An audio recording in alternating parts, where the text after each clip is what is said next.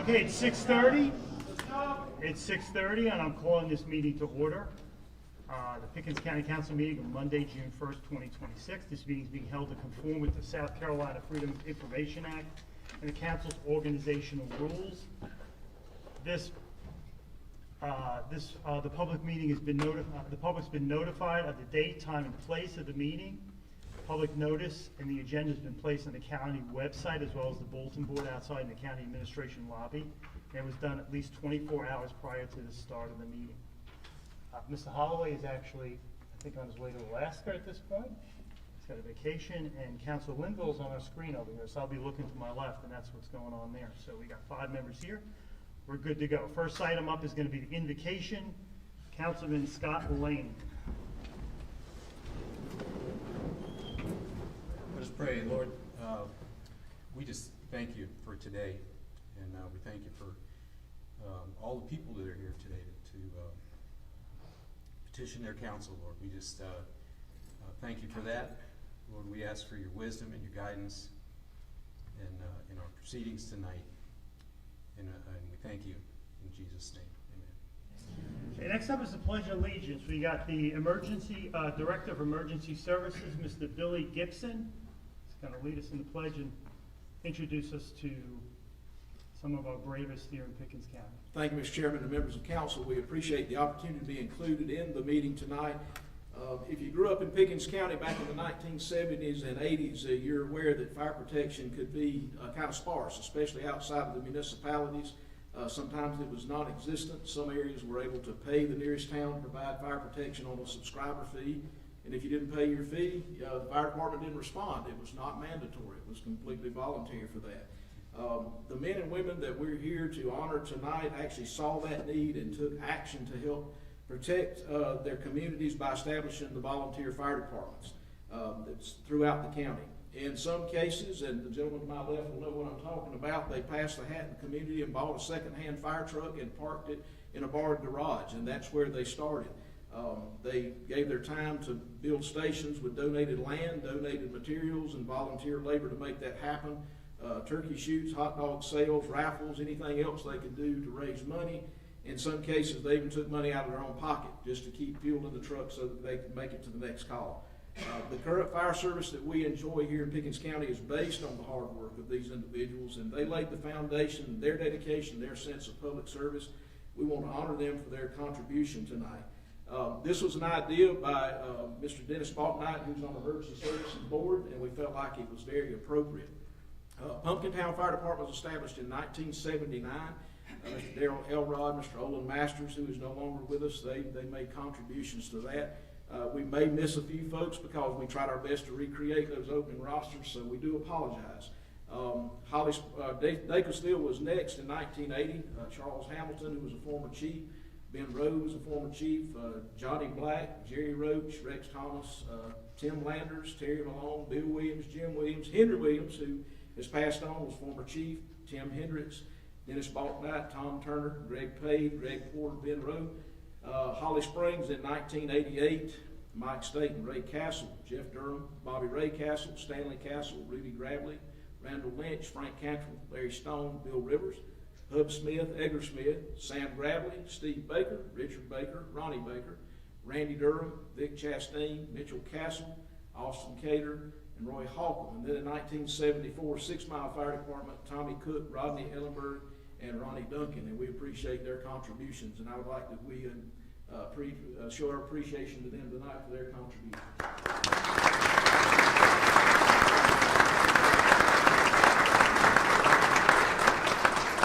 And it's my honor to lead in the pledge as we honor these men and women tonight. I pledge allegiance to the flag of the United States of America and to the republic for which it stands, one nation, under God, indivisible, with liberty and justice for all. Thank you very much. Mr. Chairman, with your leave, we're going to let them step out before we continue. Okay, yes, sir. Yes, sir. Thank you.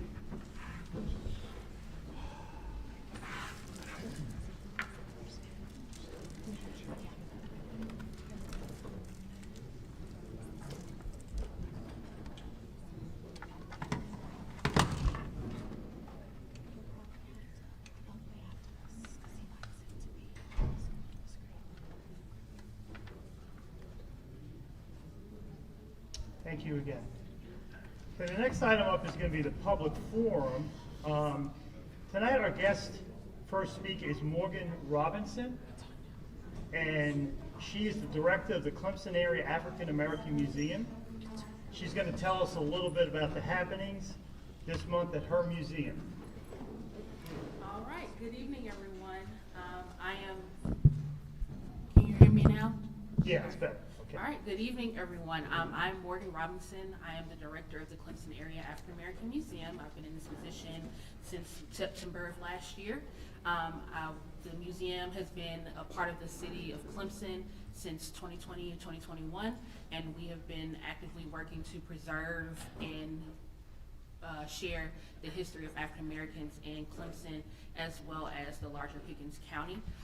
Some of the work that we've been doing with our exhibits, the most recently closed exhibit, Sincerely Daniel, which highlighted the history of Black athletes who've gone on to do some amazing things beyond their time at Daniel High School. We closed that back in February, and we're currently seeking submissions for our art exhibit opening this fall. So if you are interested or know someone who may be interested in displaying some art in a museum, please have them check out our website, caaam.org, for more information about events and submissions for the art exhibit. For this month in June, we have a couple of things going on. Starting this Thursday, and every Thursday this month, CAM will be hosting a movie series. We'll be screening some really wonderful Black films, just encouraging folks to come out and participate, watch some good movies, and just be in community with one another. On June 19th, on Juneteenth, we will be hosting the Juneteenth Block Party alongside the City of Clemson, the South Carolina Black Heritage Trail, as well as the Little John Community Center that will be at the Little John Community Center and Abel Baptist Church from 5 p.m. to 9 p.m. So please feel free to come out, celebrate, honor the legacy and history of Juneteenth, and be in community with your folks in Clemson. And we're having different things coming up. So please feel free to check out our website, caaam.org, as well as our social media. Also, in my position as the director, I'm also the coordinator for the City of Clemson's portion of the South Carolina Upstate Black Heritage Trail, which will be opening next summer. So please be on the lookout for different information and learning new things about the Black Heritage Trail while we're currently focusing on the City of Clemson, the City of Seneca, and Clemson University. We hope to expand beyond to other parts of Pickens, Oconee, and other parts of the upstate as well to share some really wonderful history. So thank you all so much, and thank you all for having me this evening. Thank you for coming.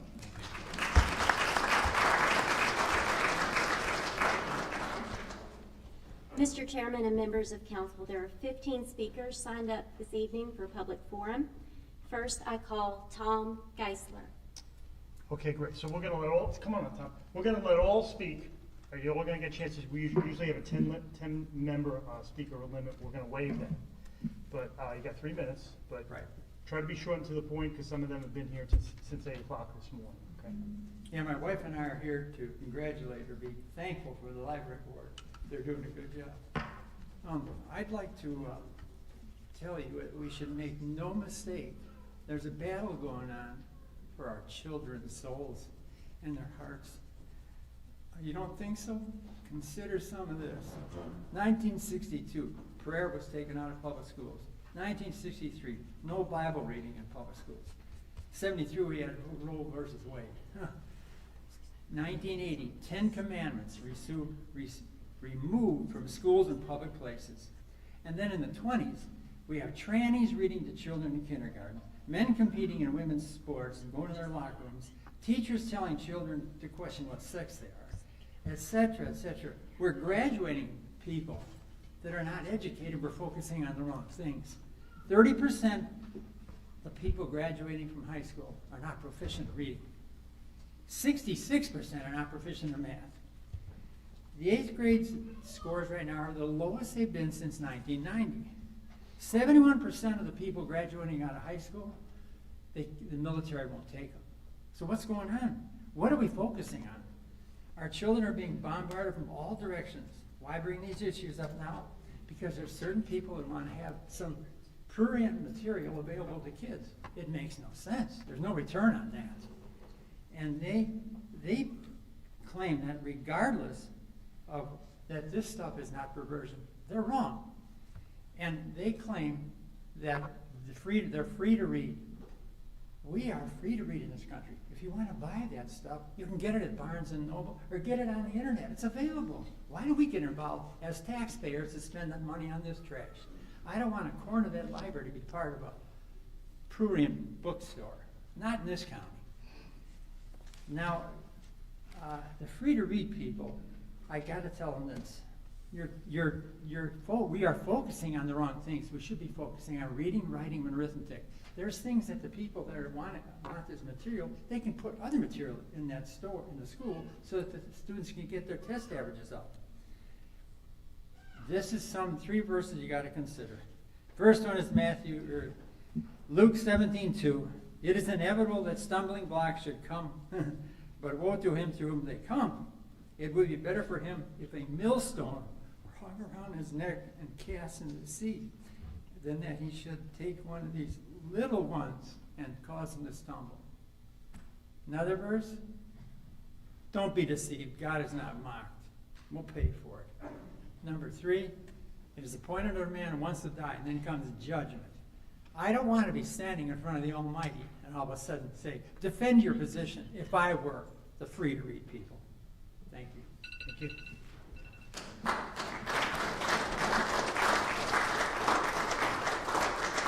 I call Corlin Mount.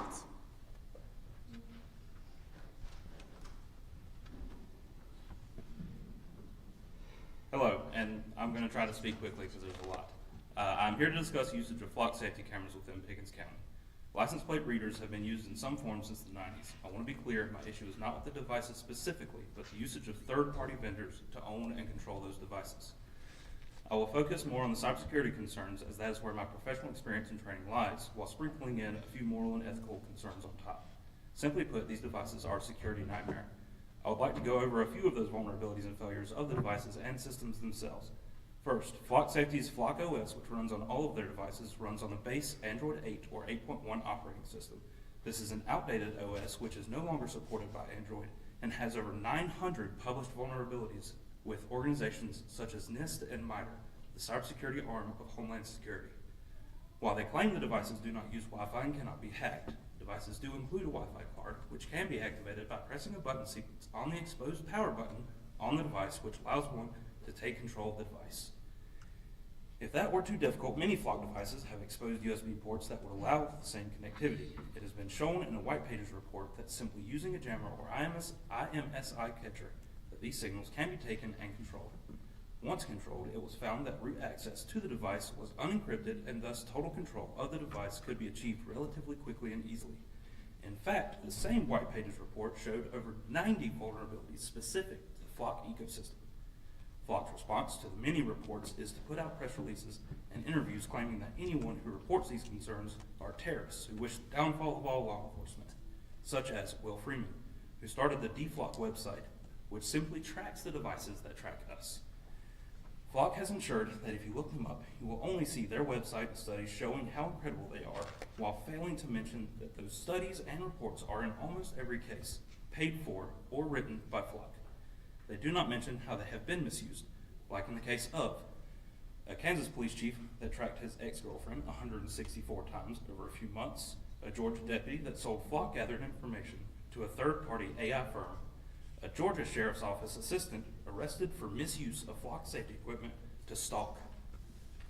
They also fail to show how their system has failed, such as in the case of a Colorado woman and her children, including a 6-year-old, that were held at gunpoint, a New Mexico woman arrested while out with her 12-year-old, a Tennessee nurse arrested, a Denver woman falsely accused of theft, all because of misidentifications from Flock's OCR system.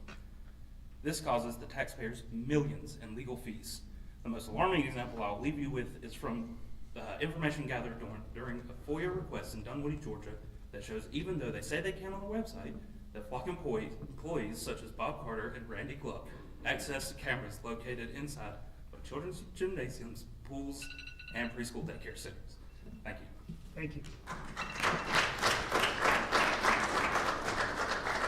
I call Jason Nermy.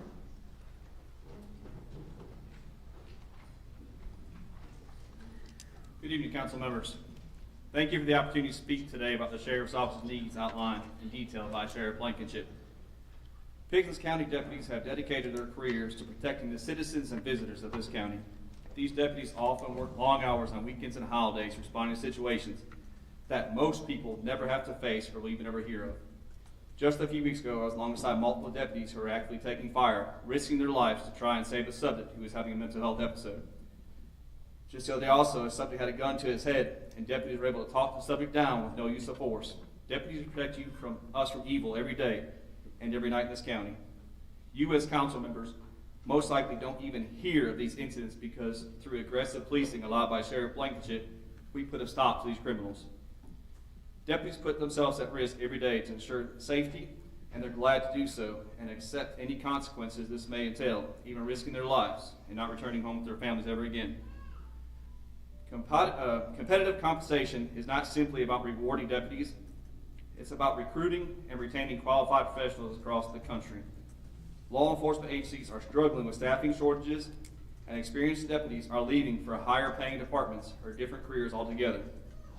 When compensation falls behind that of our neighboring agencies, it becomes increasingly difficult to attract and retain dedicated men and women for our community.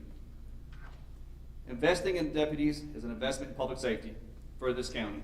Adequate staffing improves response time, reduces officer burnout, increases proactive policing, and helps maintain the high level of service our citizens expect and deserve. Speaking of burnout, most deputies have to rely on a second job just to make it. And some require government assistance because our pay is so low compared to surrounding counties. A deputy must be a minister, a social worker, a diplomat, a tough guy, and a gentleman. A deputy has to be a genius, for they will have to feed a family on the current deputy's salary. I respectfully ask the council to support the compensation improvements that our sheriff has presented for our employees. Doing so demonstrates your continued commitment to public service, which you have campaigned on, and continue the protection of our great county. Thank you for your time and consideration. Thank you.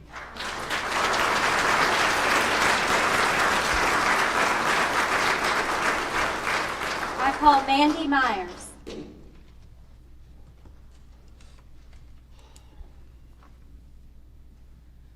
My name is Mandy Myers, and I'm here on my own accord, not affiliated with any agency. I have a bachelor's degree in psychology with an emphasis in addiction. My minor is in police psychology with my graduate degree in marriage and family therapy.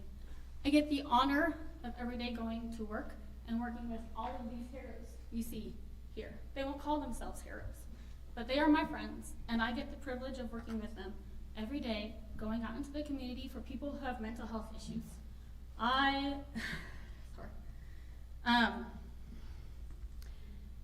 These people mean everything to me. They are my friends, they are family, they have my back when I've gotten called out there, sometimes to a place who is someone who is suicidal, with a gun to their head, and we don't know what we're walking into. But they put themselves first in front of me, and they put their life on the line for my life. Because people in South Carolina like their guns, and I like to go home at night. I'm a therapist, and I get paid $80,000 a year. How many of these deputies here have had to talk someone out of suicide? I'm sure they've all done it. That's something that they're not qualified to do. But yet, they put on their therapist hat, and they do it. They don't call me out, they do it. How many of you guys have done CPR on someone? How many of you have done some type of wound out there? That would be a nurse's job. A nurse gets paid $84,000 in South Carolina. How many of you take in custody of a child for DSS? That would be DSS. They make $59,000 a year. The average income for law enforcement in the United States is $87,000. How many of you make that? I don't think so, but I thought I'd ask. With all of that added up, that's $396,000 a year that they should be making, because you expect them to be therapists, you expect them to be a social worker, you expect them to, how many of you have gone into a parent's home and told their child to go to school at night, to school in the morning? So they have to be a parent to someone else's child. They don't do this for the job recognition. They do this because it's in their blood. It's because that's what they are called to do, and they are called to serve. I noticed that there is a Kenneth Roper who makes $219,000 a year. That's 22% of one of their income. So how is his life more valuable at $219,000 a year than, let's say, him over there? You probably have a wife. You probably have children. How many of you have wife and children or parents that care about your life? So why is some guys getting paid $219,000 a year when they can't even afford to pay their bills?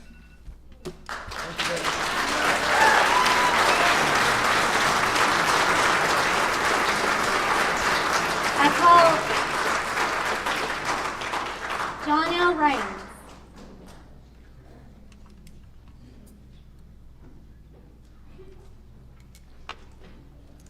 I'm here to report our majority of library board members are making good policies to protect minors. They are following South Carolina law to protect minors from harmful material.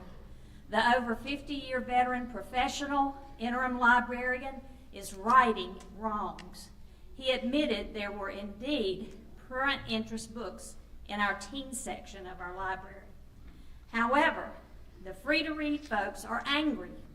Why do they oppose policies that protect innocent minors? It is my understanding this small vocal group will be seeking any means necessary to convince you to fire the library board members who are passing policies to comply with South Carolina laws. It seems they also object to my communicating with library board members. They are outraged that I submitted book lists and suggestions on developing policies to the library board for them to review. Isn't that my right and duty as a citizen and a taxpayer to communicate with my representatives? I understand they have released my personal information, such as address, phone number, and email. I'm checking on the legality of that. The American Academy of Pediatrics, the American Psychological Association, the American Academy of Child and Adolescent Psychiatry, the American College of Pediatricians, the American Professional Society of the Abuse of Children, the Society for Research in Child Development, and the National Association of School Psychologists all agree that promoting early sexualization of children is dangerous and can lead to an increased risk of exploitation due to the normalization of sexual ideas to children. This is not a political issue. It is a following the law issue. There is bipartisan law that was passed by a bipartisan legislature to protect our minors. The Supreme Court weighed in with Ginsburg versus New York that children are not entitled to view sexually explicit materials under the Constitution, and that content doesn't have to be obscene for adults in order for it to be considered obscene for children. South Carolina laws clearly state a child under age 17 should not have access to harmful material. Libraries should not have the right to expose children to potentially harmful materials under any circumstance. Curating age-appropriate books is an issue of protecting children. Do not remove library board members because they are protecting minors. Thank you.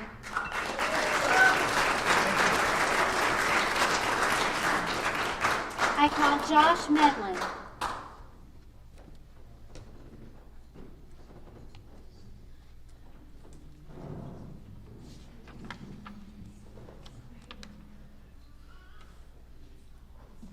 Good evening. You already started off right. Keep that up.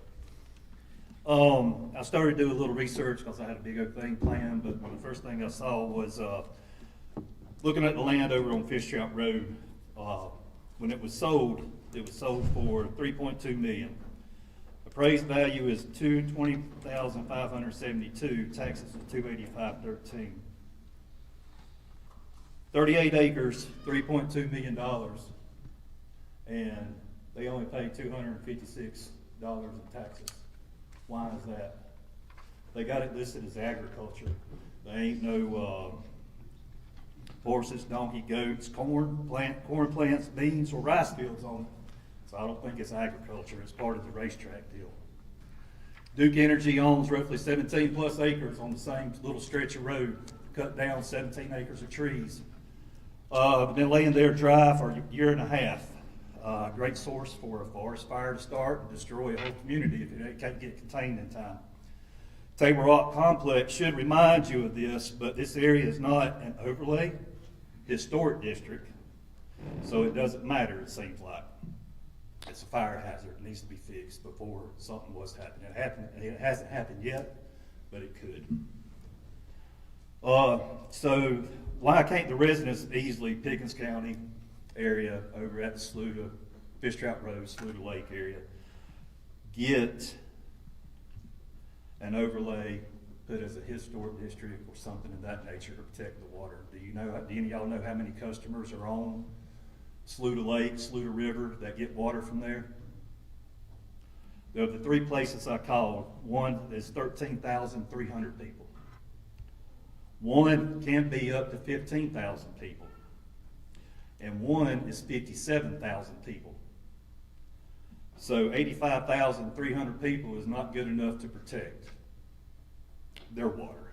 But up on Kiwi is good enough to protect their water. I think your water will be protected once the overlay is good up there. No? 6 mile water. 6 mile. Still get it from Kiwi though, don't you? Yeah. 28,300 customers registered are not important to Pickens County. If y'all can protect one area, y'all can protect another area. And I just mentioned one may call it an overlay, one may call it zoning, one might want to call it an historic area. I like your thoughts the other day. If you can do it in one area, you can do it in another area. Don't be biased on who can get it.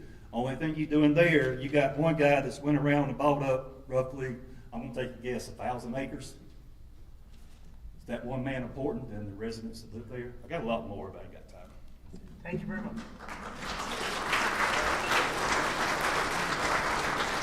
I call Gus Edmonston. Gus Edmonston.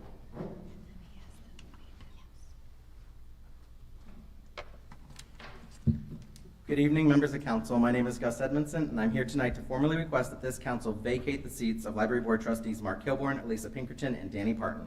This request is not based on a difference of political opinion. It is based on a documented record of willful constitutional violations, administrative lawbreaking, and a deliberate vote to sabotage our state funding. Under Rule 7.2 of the Organizational Rules of Pickens County Council, these appointed trustees serve at your pleasure and are subject to removal for cause, shown under 7.2C. Tonight I'm presenting verified evidence in a file named June 1st meeting packet that explicitly proves 3 distinct statutory causes for removal. The first cause is misconduct and malfeasance under Rule 7.2C Part 3. Our library system is strictly bound by the U.S. Constitution and South Carolina Code Section 16-15-305, which mandate that a book appropriateness must be evaluated taken as a whole. Yet on a recorded broadcast, trustee Mark Kilborn openly confessed to a willful constitutional violation, stating, quote, "The next thing about, like, the works taken as a whole, that's the Miller test, and that's not what this policy is doing. This constant prurient interest, book taken as a whole, is just like, it's just too much. I'm really tired of it," end quote. A county official cannot throw out Supreme Court mandates because he is tired of it. Furthermore, trustee Pinkerton is on record stating that if there's objectionable material on 1 page, 2 pages, or the whole book, it should be moved. This direct illegal parsing is exactly why next door in OR versus Greenville County, District Judge Donald Coggins denied the library's motion to dismiss, exposing Greenville to a catastrophic federal civil rights lawsuit. Judge Coggins ruled that physically relocating books based on targeted parsed content constitutes a First Amendment injury. The second cause is persistent neglect of duty under Rule 7.2, Part 4. These 3 trustees actively voted against signing our state aid compliance form, trying to kill our state funding, despite direct expert assurance from professional staff that our library was fully compliant. And when a 4-3 majority of the board legally voted to pass compliance anyways, Chair Danny Parton committed outright administrative misconduct. Without even looking at the room to count the votes, he unilaterally declared the pass motion as failed and was only stopped when the room erupted in a public uproar. The third cause is the use of official position to advance a private political interest under Rule 7.2C, Part 7. Interim Director Bruce Heimberg admitted on the record that instead of using our legal reconsideration policy, they are receiving lists from both the board and outside influences, which they are using to then look at books even if they haven't gone through the official reconsideration policy. The FOIA emails in your packet expose this pipeline, showing how an outside activist named Jonelle Rain systemically routed targeted censorship strategies only to this 5-member voting bloc, completely insulating and excluding full board members Dr. Wheeler and Robert Sands from public deliberation. Council, you must act immediately because these flagrant recorded actions, concerned citizens have already initiated direct communications with regional and national legal entities to step in. The litigation risk to Pickens County is active, severe, and immediate. Do not wait for a federal civil rights lawsuit to bankrupt our taxpayers. The evidence of cause shown is absolute. Please enforce your own rules and vacate the seats of Mark Kilburn, Elisa Pinkerton, and Danny Parton tonight.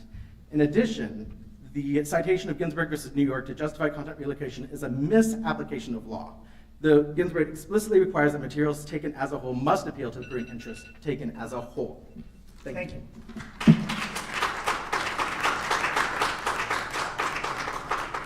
I call Jesse Henley.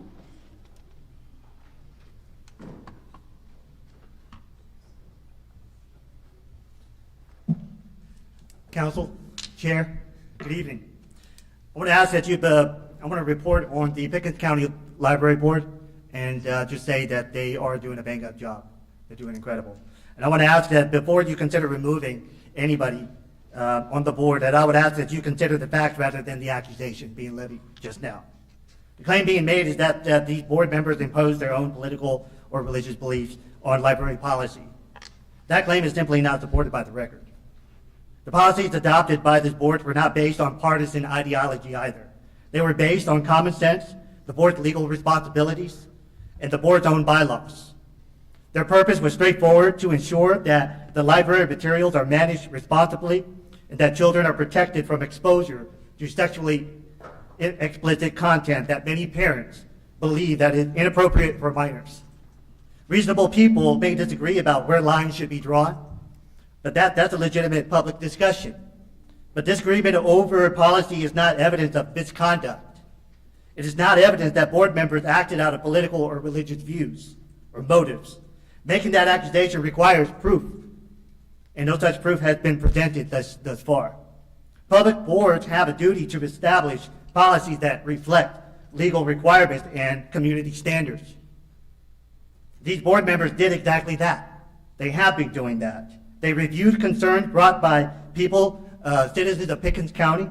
They examined applicable laws and regulations, followed established procedures, and acted within the authority granted to them. Whether one agrees with every decision or not, that is the very function of a governing board. If board members can be removed merely because some people disagree with their policy choices, then no public board can operate independently. The standard for removal cannot be mere disagreements. It must be misconduct, neglect of duty, or a violation of law. None of those have been demonstrated here, and they won't be. Removing these members under false accusations would send a troubling message that individuals who volunteer their time, their effort and service to the community can be punished, not for wrongdoing, but for making difficult decisions that some find unpopular. We should be careful not to confuse policy disagreements with ethical violations. We should be careful not to replace evidence with assumptions. And we should also be careful not to undermine the integrity of public service by removing people who have acted in good faith and within their lawful authority. I respectfully urge the council to reject these unfounded accusations, uphold due process, and allow these board members to continue serving the public based on their actions and adherence to the law, not on false characterization of their motives. Thank you. Thank you.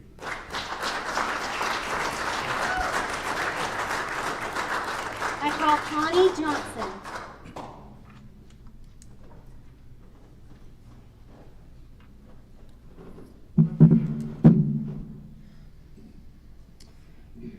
I would like to ask this council a question. How long are you going to drag this out? 10 months. I've been coming every month to these council meetings and planning commission meetings for 10 months straight. 10 months straight of hearing residents beg to be heard. Countless issues and concerns being brought up, all to either be brushed aside or negated away. Every time I have came, this room seems to be full. with more than one group of people fighting to be heard. A continuous room full of angered residents leads one to believe these individual groups can't all be the problem. The problem lies within the group of elected officials appointed by the people to serve the people. By no means am I saying all members, because at least we do have a couple that listen and are willing to communicate and try to find resolve. Some only seem to care about the things that are going on in their district or what they personally want to see happen. Others don't even respond to their constituents. What does it say for our county when our own law enforcement is unheard and unappreciated? It means us as residents don't have a chance, which this council has already proven. At what point do you guys take a look at one of these full rooms and say this county clearly has a problem and we aren't fixing it and maybe we're contributing to it? It's time to face the music. This council seems to be ran by one man and he sure has ran it to the ground.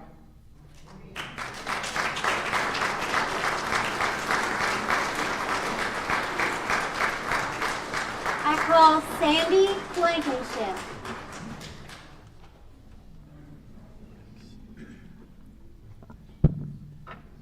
Good evening. My name is Sandy Blankenship, and I'm a lifelong resident of Pickens County. I come before you tonight not only as a citizen, but as an educator, as someone whose life has been deeply connected to law enforcement. I've been married to a law enforcement officer for more than 20 years. Before that, I grew up watching my father serve in law enforcement in the forestry sector. My grandfather, Edgar Smith, and my father, Hub Smith, were instrumental in establishing the fire departments that you honored tonight. I know firsthand the sacrifices these men and women make. As an educator, I've spent my career pouring into kids.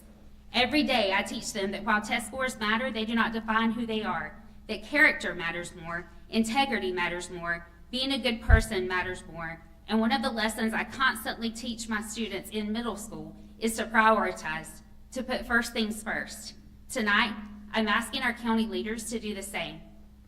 When more emphasis is placed on projects like recycling centers, signage, and other initiatives than on adequately supporting the men and women responsible for keeping our community safe, we have a problem. Priorities matter. I understand fiscal responsibility. I run 3 successful charter schools in this state, and we operate on significantly less funding than traditional school districts. I know money does not grow on trees. I know every dollar must be accounted for. But fiscal responsibility is not simply about spending less. It's about investing wisely in what matters most.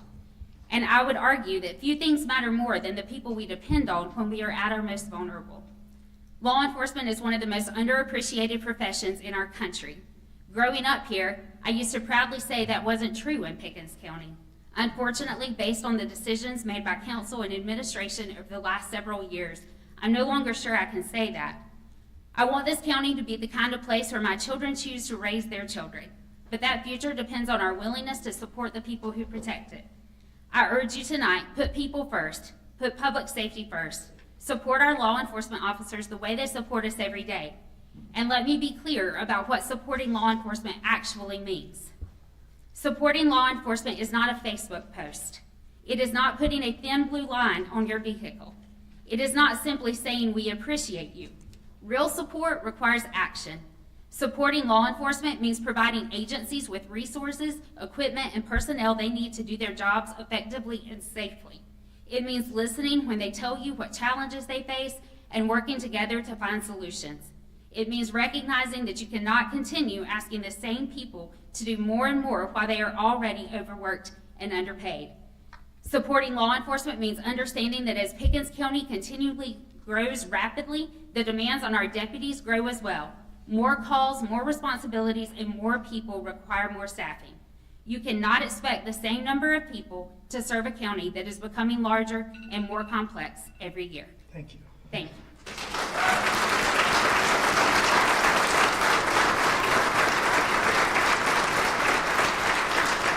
I call Shannon Ellenberg.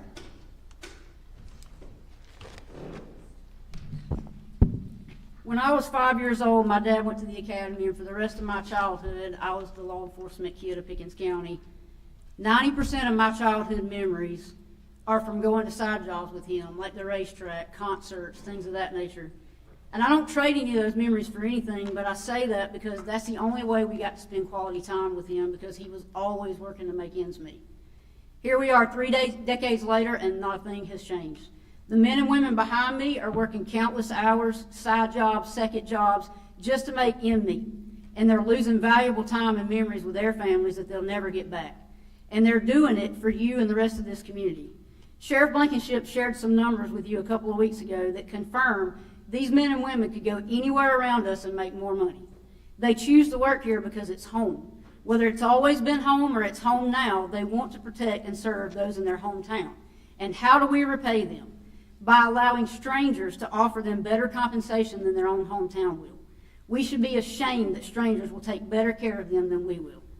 Now, I want to give you the benefit of the doubt and assume that some of you just don't really understand what goes on out there. I've found in my career that most people that don't do this job have that mentality of it doesn't happen here. But I'm here to tell you that it does. If a gunman walked into your school today, to your child's school, these men and women would run in. They would be the first one to run in, and they would take a bullet for your child. If your loved one goes missing, they're out battling terrain, heat, briars, pests, and working 18-hour days doing it to try to bring them home to you. When it's 3 a.m. and you're asleep, they're standing in a living room and forever reliving the scream of a grieving mother that's just been handed her deceased baby for the final time. When you're at home watching your favorite TV show, they're watching horrible acts of deviance against children play out on video because somebody has to stop the predators among us. When you're listening to your favorite song on the way home from work, they're walking up to a car with a driver that has a gun in arm's reach just to keep dangerous drugs out of the hands of your teenagers and other loved ones. When you're scrolling Facebook on your phone, these 911 dispatchers are taking phone calls and giving advice that could mean life or death for someone. We all knew when we chose this career that we wouldn't live among the rich and famous. We all knew it would require sacrifice, but somebody has to do it. Somebody has to prevent the chaos on the front lines, and somebody has to be with families on their worst day. The message I want to make clear tonight is it's our government's responsibility to take care of those individuals. So ask yourself, is it right that they can't even go home and take a breath because they have to go to another job because their paycheck just won't cover it? How much would it be worth to you if the next call they came to was to save your loved one? Would they deserve to go home after that call and rest and spend time with their family because their paycheck was enough? Thank you very much. Thank you.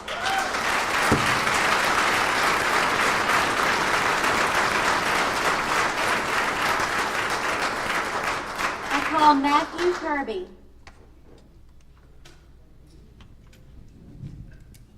Probably won't need this mic, but I promise y'all I'm not screaming. This is my normal inside voice, so apologize for that. We'll back up a little bit so it's not screaming too much. So, council members, Mr. Roper, I'm Lieutenant Matthew Ryan Kirby, employee number 1323.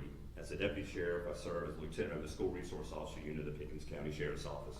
More important than my rank and title is the fact that I'm a husband to my beautiful wife Carrie and a father to my lovely girls, Ellen and Aniston. They are the most important people in my life. They are my family, and I love them unconditionally. They're in attendance here with me today, along with the rest of my family, the Pickens County Sheriff's Office, the men and women you see behind you that are also my family. I've been a part of this family for nearly 27 years. I'm here to show my family solidarity with the mission that Sheriff Tommy Blankenship has set before us upon taking office, to see his vision of an agency to get back to the family roots that we shied away from so many years ago. I've seen many good things in my career, and I've also seen a lot of bad things along the way. I've bled, I've ate, I nearly gave my life almost 20 years ago this summer in a fatal car wreck in Easley for this job. I fought hard to return to this agency that I love and to the county that had become my home as an original resident of Macomb County. I wanted to give you a brief history of what this county and this agency means to me and why I'm up here speaking today. I want what I have to say to not fall on deaf ears, but it's open minds and hearts, and to a group of men and women who swore an oath, much like the one I swore on December 12, 1999, to the residents of this county to do what is right and to always put their interests above my own. I have come to reinforce the message that our sheriff delivered to you all a few weeks ago, addressing the pay issue and disparity in our deputy to resident ratio that we're facing and have been facing for years. When I began in 1999, we had a max of 8 deputies on the road at any given time, depending on the day of the week. We now have only about 10. Everybody let that sink in. 2 more deputies on the road than what we had 27 years ago when I started here. I know that we're experiencing some growing pains, and I know that we are just having to go through that. What I want to add on is the fact that, given that statement, that it has been approximately 8 years since we've had any additional manpower added to the sheriff's office, other than the 4 school resource officers that I now supervise in the schools in Liberty City and the secondary school at Daniel. I watched the committee of the whole meeting the other day and heard someone state that we have more pressing issues when attempts are made to add personnel to the budget, and we get struck down year after year. I would really like to know what's more pressing issues that we had for the past 8 years, and I'm sure the residents of this county and the people in this room would love to know that as well. We have grown as a county, experiencing major growing pains all around. The sheriff has previously stated that we have grown the county as approximately 11% in the past 8 to 9 years. And as an SRO, I do understand that, and I've heard the school district board talk about the fact that we are the 3rd largest growing county in the state of South Carolina. I appreciate your time. Thank you for listening to us. God bless. Thank you.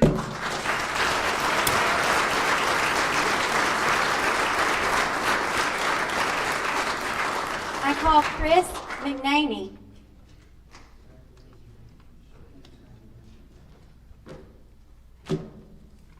My name is Chris McNamee, and I'm a deputy in our Directed Patrol Unit. Before that, I served for 12 years in the Air Force before I felt called to serve the local community. When I left, I was a major, a senior military officer, and had the privilege to lead units of up to 450 airmen in 4 different countries, including a combat zone. My wife, who is here with my family, is also a veteran. As a leader, I believe that one of my primary responsibilities was to remove the obstacles that stood in the way of my airmen doing their jobs. Now, as a servant in Pickens County, I'm looking for you to do the same for us. Our biggest obstacle comes not from the criminals we encounter, but from the stress of raising families while spending hours away from them working overtime, second jobs, and attending additional training, sometimes on our own dime, in order to give our families the lives they deserve. A 1% raise each year does not keep pace with the current inflation rate of 3.8% or the target inflation rate of 2%. A 4% cost of living adjustment might cover some time, but does not address the underlying issues of uncompetitive pay and incentives. It is a Band-Aid where you need a tourniquet. Consider whether the current pay structure is something that you would find acceptable for you and your family, and if it isn't, why do you expect these deputies to find it acceptable?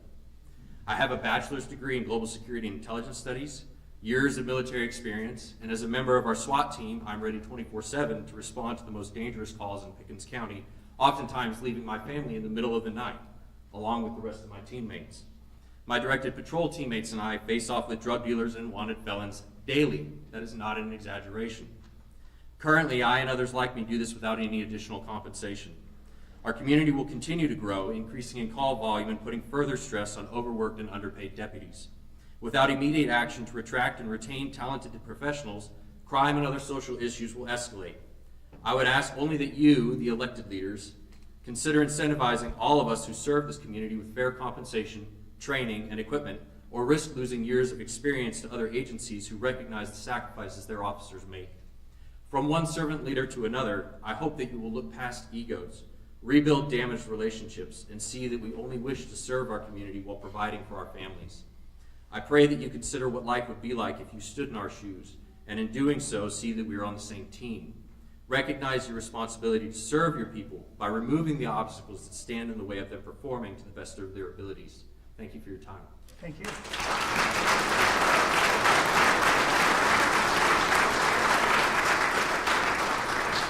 Call Andy Robinson. Hopefully this horse is dead, but we're going to hit it one more time. My name is Andy Robinson. I'm speaking with you today as a lieutenant with 22 years of experience at the Sheriff's Office, and more importantly, as a lifelong resident of Pickens County. I supervise our narcotics unit, direct patrol unit, aviation program, one of the lead firearms instructors, and a commander of our SWAT team.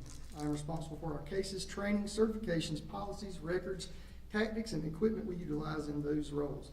My first quick point is I'm alarmed that for 2 years in a row, a much-needed practical armored vehicle for the Sheriff's Office was turned down despite us being shot at during 2 lengthy standoffs where 100+ rounds were fired each time at deputies. In one of those occasions, 2 armored vehicles from other agencies had to be used to rescue our deputies who were pinned behind patrol cars for over 4 hours. I understand money isn't unlimited, but when another piece of equipment that costs more and serves less people is approved, I tend to scratch my head. On the other topic of pay, a pay scale was designed to award long-term employees, was approved 2 years ago. The problem came when we decided to use time in grade as a metric of pay instead of time in service. Time in grade does not accurately reflect the compensation unless you were hired after the pay study. Using myself as an example, I was promoted before the pay study and was only given 2 years of time in grade. My other 18 years of service to this county was ignored and not factored in. Because of that, a lot of deputies promoted after the pay study equal my pay or surpass it. When all compensation is considered, 4 sergeants make more than I do despite having less time at the sheriff's office. One of those sergeants I directly supervise. Of the 16 lieutenants at the sheriff's office, I am 13 in pay despite my time in service being more than 13 of those lieutenants. 6 of these lieutenants making more than me have less than half the time at the sheriff's office that I do. I'm not here to make this about myself. I'm here to speak for other deputies that have similar stories. We have plenty of deputies in the same situations. I did not get into this line of work to be rich. I love Pickens County as much as anyone you will ever find. Unfortunately, love does not keep the light on and it does not put food on our tables. I'm not leaving, but others with more financial strain will have no choice soon. It is disheartening to dedicate your life to serving your community only to see an advertisement for a gas station security job that makes $1 to $7 an hour more than a 22-year lieutenant. What is more disheartening is for the administration to ignore much needed conversations with Sheriff Blankenship with nonchalant emails telling them that everything is correct. Did any part of what I just read to you sound correct? The people of Pickens County show their appreciation to our deputies daily. You won't go more than a couple shifts in uniform without having your meal paid and thanking you for the job you do. It's time for the administration and council to do that as well. Thank you. Thank you.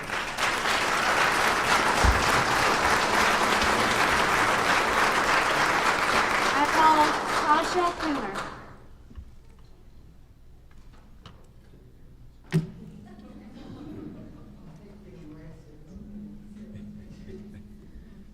I want to start by saying I completely support the Sheriff's Department, and I'm embarrassed that they get paid so little. That is a total embarrassment. But tonight I came here to speak on the growth of Pickens County.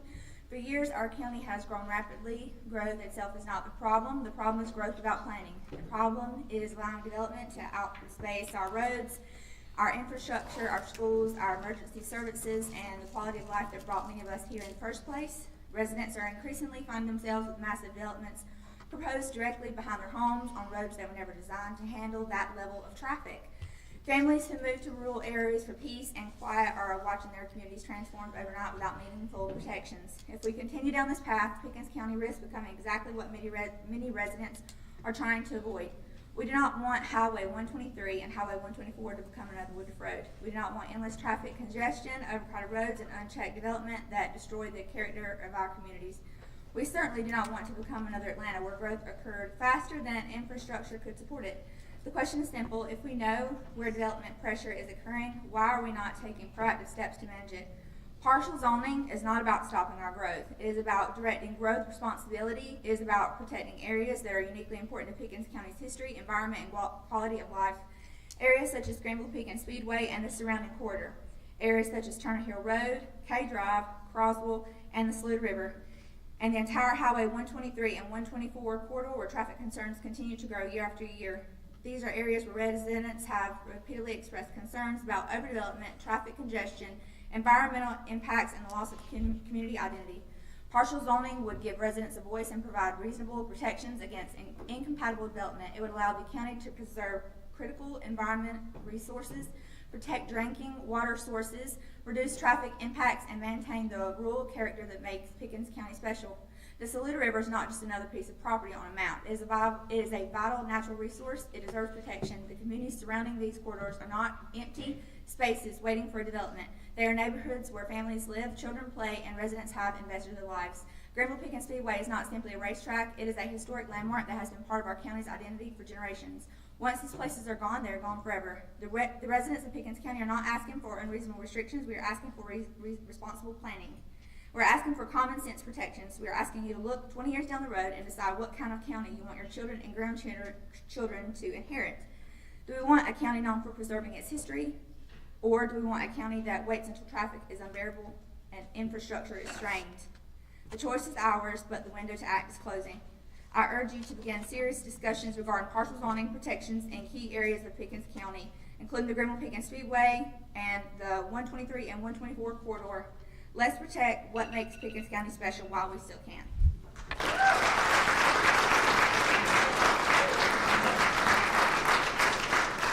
Mr. Chairman and members of council, this concludes our public forum this evening. Thank you very much. Thank you all for coming. Appreciate it. Okay, next item up is going to be approval of minutes, and I'm going to make a motion to approve the minutes of May 4th, 18th, and May 27th. Do I hear a second? Second. Any discussion on the minutes? Okay, those in favor, raise your right hand. Those opposed, same sign, passes unanimously. Next up is the item number 4. It's the administrator's report. Mr. Roper. Thank you, Mr. Chairman. It's my honor to present to you on a couple of things that are going on operationally with Pickens County. The first thing we want to do is recognize some of our folks who have graduated from the Pickens County leadership class. I guess that's 34. I hung up on that number up there, 34. These employees have invested in themselves, and we're very proud of them, including Jeremy Arnett with Alliance Pickens. Also Desmond Pratt, our very own county attorney, who's here tonight, and Samantha Greer, who's been referenced here tonight, our HR director. So we're very proud of these folks for going through that process, that leadership class, to help them be better public servants, understand how our county works, and we always like to see that kind of investment by our employees in themselves. It's good for all of us. The other thing I'd like to ask people to consider is to joining our community emergency response team.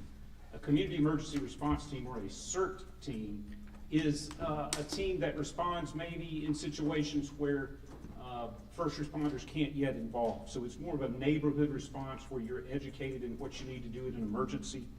When a disaster hits Pickens County, the first responders most people see will not be professionals. It'll be somebody that is just nearby, and we want to give people the opportunity to be trained that way. They'll be their neighbors, and the community emergency response team, the CERT program, helps train those neighbors. We're hosting this program by Pickens County Emergency Management, but it is also being coordinated by the Pickens County United Way through a grant that's provided from the American Red Cross. So if you'd like to be involved in the first cohort, and I can tell you that some people that go through CERT training just take that information and say, I know now how to be more resilient and more responsive in my own home. Other people can continue in their volunteer efforts with Pickens County or with the city or in their HOA. So it just gives you an opportunity to gain that knowledge of how you can be more resilient and more responsive. And so we encourage people to go to the website and look more into whether CERT is right for you. We also ask folks to, if you want to use that QR code, that's available for you as well. If you turn in the application to be part of that cohort, it's due on or before Thursday, June 11th. So we would encourage all of our citizens to consider that opportunity. And then we're very excited to announce tonight that our grand opening on the new public emergency response, Pickens Emergency Response Building, is scheduled for July 23rd, 2026. We believe that we're going to have everything in place. We're going to be ready to operate on that date, and so we're very excited. It's going to be a little different in the way that we're going to do that grand opening. This is not going to be a traditional just ribbon cutting. Somebody gives a speech and we go that way. Instead, it's going to be more of a drop-in where we want you to come and self-guide yourself through the facility. We're going to have subject matter experts at each part of the facility to talk about the different capabilities for rescue squads, for fire, for emergency management, for EMS, for dispatch, for consolidated training opportunities, and collaboration in Pickens County government. So we're very excited about that, and we would encourage everyone. The morning of July 23rd, 2026, we think everything will be ready to go live, and we will be looking at to welcome the public between 9 and 11 a.m. Mr. Chairman, members of council, that's all I've prepared to talk about. I'll be glad to answer any questions you may have. Any questions from the administration? Okay, next up is thank you very much. Oh, you had a question? I do have a question. Okay. If you could, just for clarification, it's obvious that most of the public forum tonight was covered by deputy wages, respectively. And when Mr. Robinson, and I'm going to use him as an example because he used himself as an example, states a case like he did, it kind of makes me question what of the information, what of the facts, what am I missing in that? So can you kind of help me understand that example alone? It'll take a couple of moments, but I'm glad to do so. I'll tell you that the first thing I would say to everyone that came to speak to that podium is that about this issue is that they're absolutely right. It's a real issue in Pickens County. Pay for deputies, pay for detectives, pay for detention officers. They're right. It's also true for EMS workers. It's true for our paramedics, for our firemen. It's true for our office workers. It's true in every part of this organization. And I can tell you when we tried to address that, a proposal I brought to council at the time in 2024 was that we have an outside person come in and look at our pay schedule, just so that it's clear, and I don't want to make a big deal out of this, but every look at our compensation from then until now, I've excluded myself from, and have not been involved in trying to get any kind of raise. Instead, I said, I'm going to fight for this issue, and in 2024, we had Evergreen Solutions come in and do a complete review of our compensation study. Now, the current leadership of the Sheriff's Office was not in leadership positions at that time, so they didn't participate in that process, but the previous leadership did. And basically what happened in 2025 then, for fiscal year 2025, I advocated to you all, and those of you that were here voted for, this as the #1 priority of this county. Not buying a new roll-off truck, not buying a new ambulance, not creating some new program, but getting our compensation more in line. And so what happened then is we got to the 50th percent across the board, from the office worker to the recycling attendant to the deputies that you see before you. We got it to 50%. We also said we're not going to get to average, and that's what it is, average. Although I think I look at the 4 of you, the 5 of you, including the ones online, and I know that we wish that we were the highest. But the fight to get people to average was a very difficult step in the budget. So we said, let's not just stop there. So the next year, we did the 1% step, which was the promise we made to the employees. We also did a 4% COLA that next year. This year, in the budget you have before you for third reading tonight, is another step and 3% COLA, which is the most we could afford. So that got us to a 4%. Year over year, the Sheriff's Office budget has increased $1.1 million in operating. Most of that, and I think the sheriff had said this, is going to be eaten up by salary increases. So what I would say again is they're right, but there's more work to be done. Now, on individual employees, where there might be a disparity, we've encouraged the current leadership of the Sheriff's Office to coordinate with HR and to try to work those out. Because there's always one-off situations where the system is not taking into account different variables. And so we're still committed to continuing to work through those processes. We do know that there's one here and there that might be a disparity, and we need to fix those. Any other questions? I have a question on the same subject.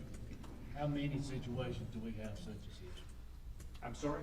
Do you know how many situations we have such as his? I know that the sheriff's reached out to HR on multiple occasions to try to work through this situation, you know, where you might have somebody that's in a job and they're getting time and grade credits instead of time and service credits, and that's creating a situation like that.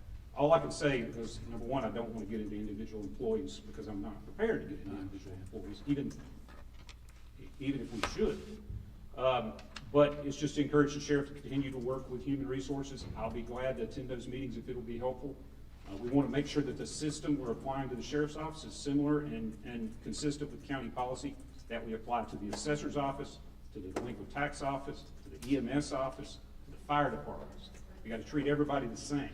But I go back to saying they're right.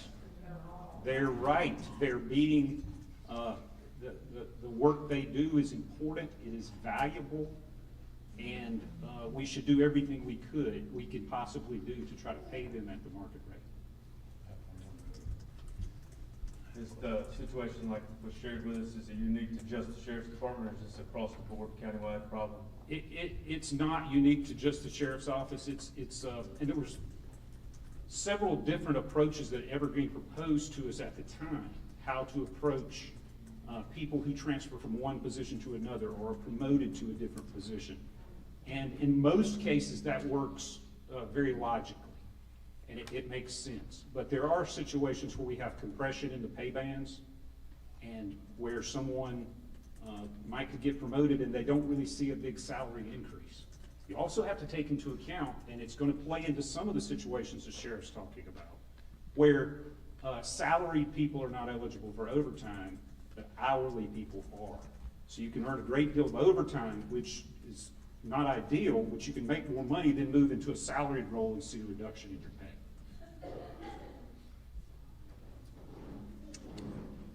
Councilman. Do we have we worked on with the sheriff to have a plan for this specifically to raise their pay and work through that with his team? Yes. So the system that we developed was in conjunction with the previous administration. He has presented a different approach, which was considered then. That was considered then. But the decision that was made in the compensation study then took us in a slightly different direction. So he's advocated for that. I've seen several of these emails that have gone back and forth with HR, and I know they've met about it. All I can say is really two things. One is we need to continue working on it. We absolutely do. But in terms of a systemic review, changing our plan right now, I wouldn't recommend that. The recommendation we received from Evergreen is that every 5 years or so, we should look back at what the market is doing for all positions in the county. And we're about halfway through that process. And what I'm hearing from here is that they are feeling that pressure, and we need to take that seriously.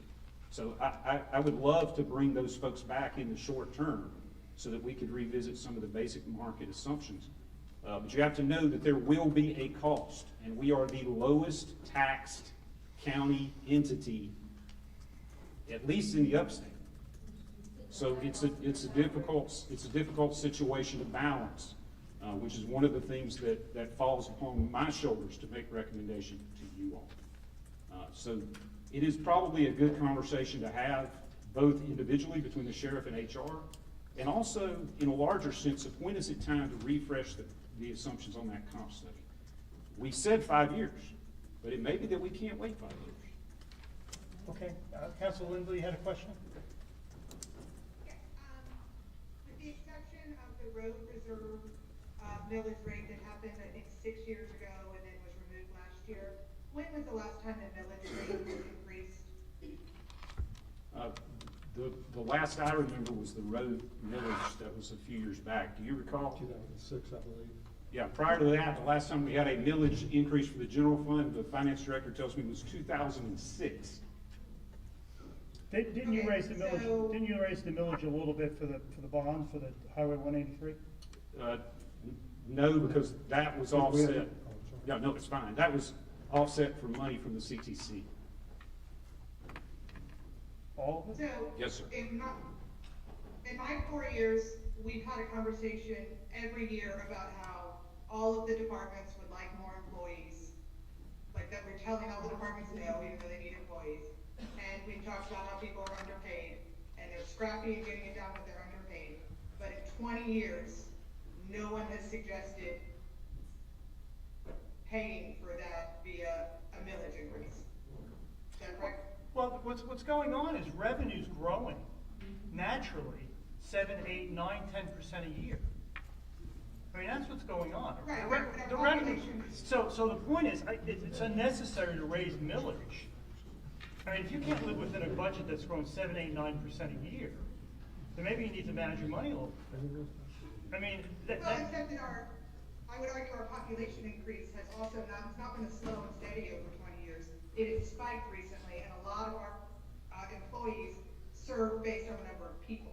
And so there should be a dramatic jump at some point. It's not just natural, rate of increase in property values. If you start adding a lot more people who need to be served. well, when there's more population, there's more houses, there's more revenue. I mean, that's what's driving. I mean, these are the good old days right now. I mean, you can't live on it. So what do you want to raise the revenue 10% a year, 12% a year?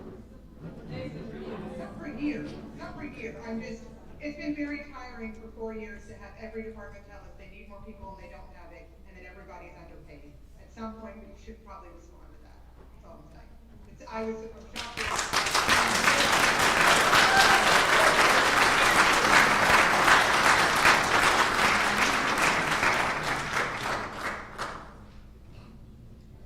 Any other questions? Okay, next item up is going to be, thank you very much. Next item up is going to be committee reports. We have none. Next is council correspondence, item number 6. Let's see, for the June 15th meeting, we'll likely meet to discuss 4 items. One is a presentation on 2 alternatives to build a new EMS station in Pickens. Administration is going to have that for us, I believe.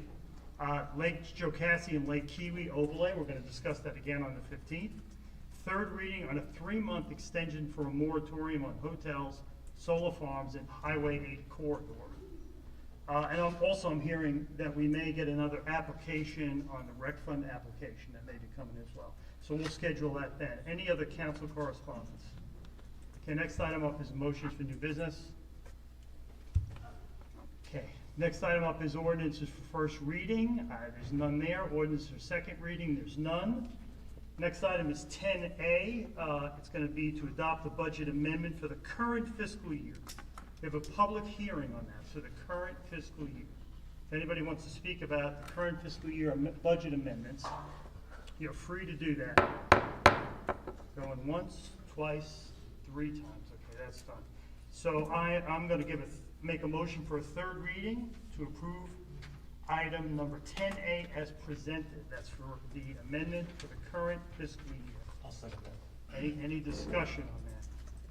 Okay, I have a question for Mr. Garino. You're talking, on that page you gave us, it's $25.2 million for the fund balance. What does that mean?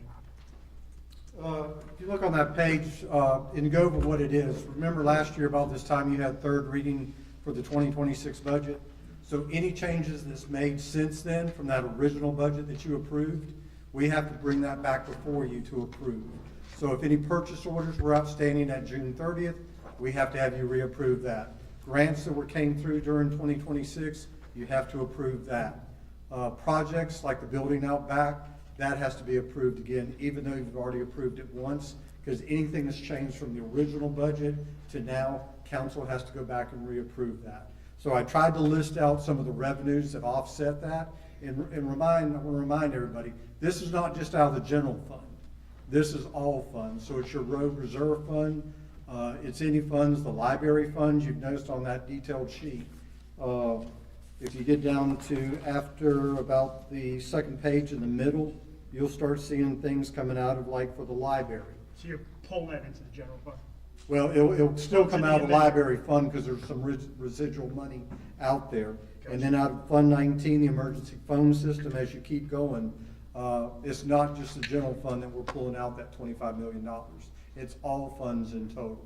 So what you approved last June, you have to reapprove anything that changed from the original budget. Okay. Any other questions for Mr. Garino? Okay, those in favor, raise your right hand. Those opposed, same sign. That passes unanimously. Next up is item number 10A. It's a public hearing and a third reading on... Chairman, I believe that's 10B. 10B, I'm sorry. Misspoke on that. Public hearing, third reading to adopt the budget for the upcoming year. Mr. Roper, you want to give a presentation on that? You want to lead on that one? Let Mr. Garino lead on that one Okay. as well.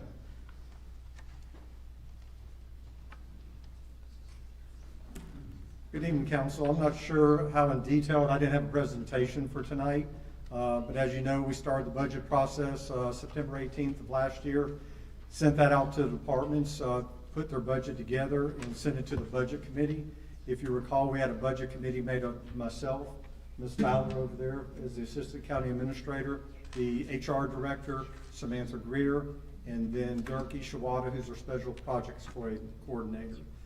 We gave them about 2 months to submit their budget, and then we, as a committee, got together and listened to each department that wanted to speak.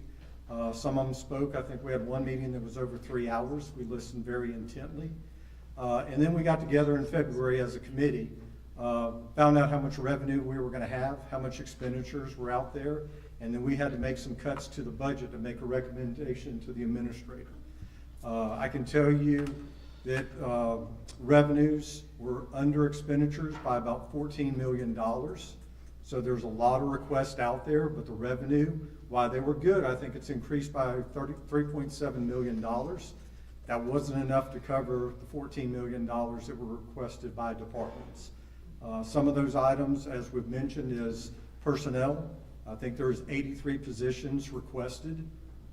It includes the, as Mr. Roper mentioned, the 1% COLA and the 3%, the 1% step in the 3% COLA, which will go in July. It had some other items out there for capital, and then just some of the things that continue to go up with inflation. So there's a lot of things that go into it. We wish we could give everybody what they wanted, but that would call for a tax increase of approximately 15 mills. Council said at the onset they are not looking for a millage increase, so we had to work within those parameters. That's kind of a high overview of what the budget's about. I think y'all talked about capital at one of your last work sessions, what's out there. The budget book is out there for anybody to look at. I put it out there, I believe, on April 20th. So it's on our website along with all our other budgets for anybody to see. You should have a copy in front of you also that you can review if you have any questions about that. Okay, any questions for Mr. Guarino? Okay, so we're gonna go with public hearing first on this. Anybody wants to speak about the current budget? You want to speak about that? Yes, sir. Yes, sir. Come on. I actually have notes here. Do I have a time limit, sir? 3 minutes? Yes. Is that 3 minutes per speaker? You can speak. I want to save you time because I have individuals that are going to yield their time to me if I'm limited to 3 minutes. You can speak. Appreciate you. Thank you, Chairman. So the reason I'm standing here before you, and before I get started, there's been a lot of wordsmithing take place in here today. But my mama told me a long time ago, partial truth is a whole lie. And I think you guys are being sold a bill of goods, to be quite honest. The last time I stood in here for the third reading of a budget, I stood right back in here in this corner, and I sat quietly because our administrator was trying to take dispatch from the sheriff's office through what he termed a miscommunication. In that meeting, you directed our administrator to meet with me and have discussions about what we're going to do with the communication center moving forward. But that's not my concern this evening. My concern is that there were a number of items that we had put in for budgetary requests, which included additional staffing, which included vests, which included a study on the property that the county owns so the sheriff's office would no longer have to borrow property so that we could go train. We don't have to beg, borrow, and steal for a location to go practice proficiency with our firearms. You directed him to have those meetings with me. Today, a year later, those meetings have yet to come, and not out of an attempt from me.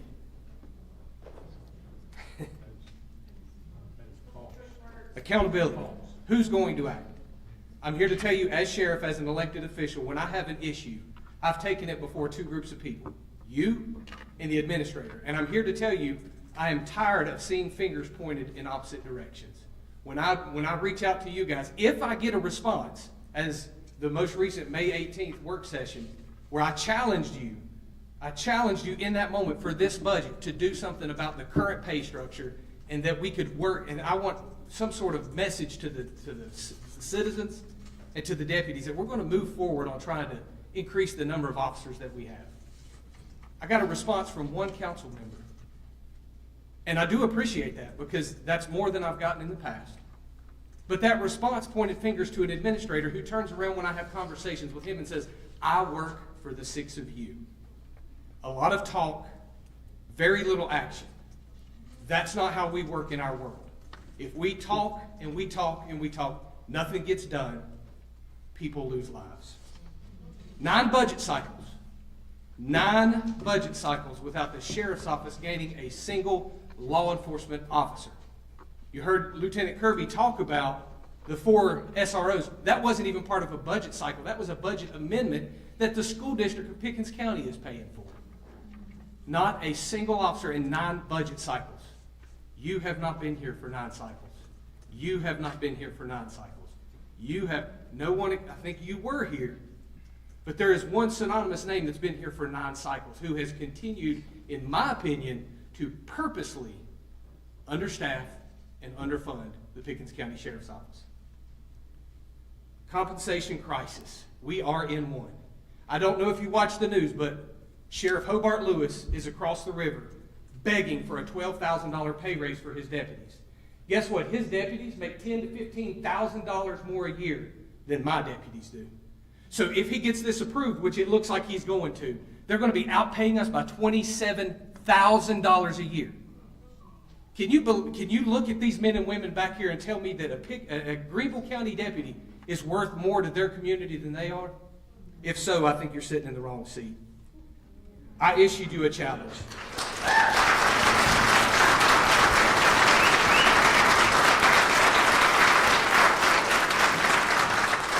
I issued you a challenge because I wanted to see action take place from someone. This is the third reading of this budget. This solidifies it. I've asked for competitive pay. We have some serious salary discrepancies with every agency surrounding us. I just heard Central PD may be outpaying us starting pay by $5,000 a year. Central Police Department can pay their police officers more than Pickens County can pay their deputies. Why does this bother me? You know, it is easy to look at spreadsheets and just numbers. It's easy to make decisions from behind a desk when you make up to 5 times what our deputies make. They work nights, weekends, holidays, miss family events. I'm regurgitating the same thing they came up here and poured their heart out to you for. But what do they worry about? They worry about mortgages. They worry about car payments, insurance, medical bills. You know, even recently, council and administration have expected large crowds in here. And what was the request of the sheriff? Could we get some more people up here just in case? What was our response? Absolutely. Because I have a flaw when it comes to being in politics. I do the right thing for the right reason no matter what. And when you ask for protection, you're going to get it. When the citizens need us, we're going to show up. There was a thanks issued. There was some chocolate bought for the guys that showed up. And while I appreciate that sentiment, and forgive me if I get emotional because this hits deep, but chocolates don't pay for chemotherapy. Chocolates don't pay mortgages. Chocolates don't pay rent. They don't pay insurance. They don't put braces on my deputy's children's teeth. They don't help a deputy go on vacation to separate themselves from the trauma that they deal with every single day. These men and women back here in green and tan, they see more trauma in a week than you will your whole life. In a week. Because they deal with dead bodies, dead children. They deal with murderers. They deal with drug dealers. They deal with people that want to hurt you every day, and they toe that blue line, and they do it proud.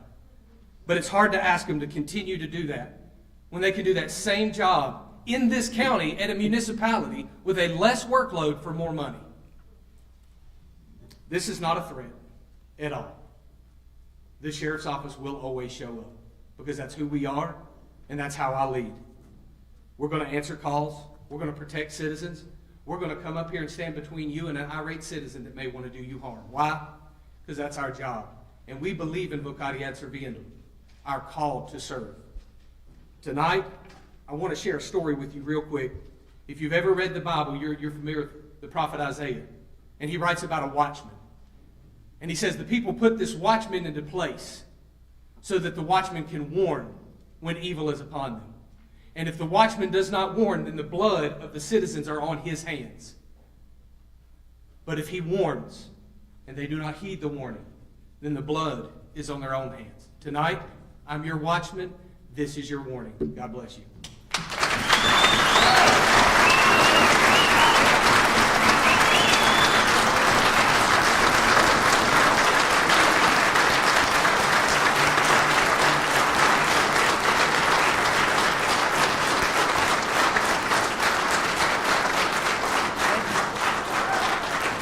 Any other comment, public forum or public input on that? Public hearing? Okay, we'll close the public hearing. I'm going to make a motion to, so now with third reading of the budget, I'm going to make a motion to accept the budget as presented. Do I hear a second?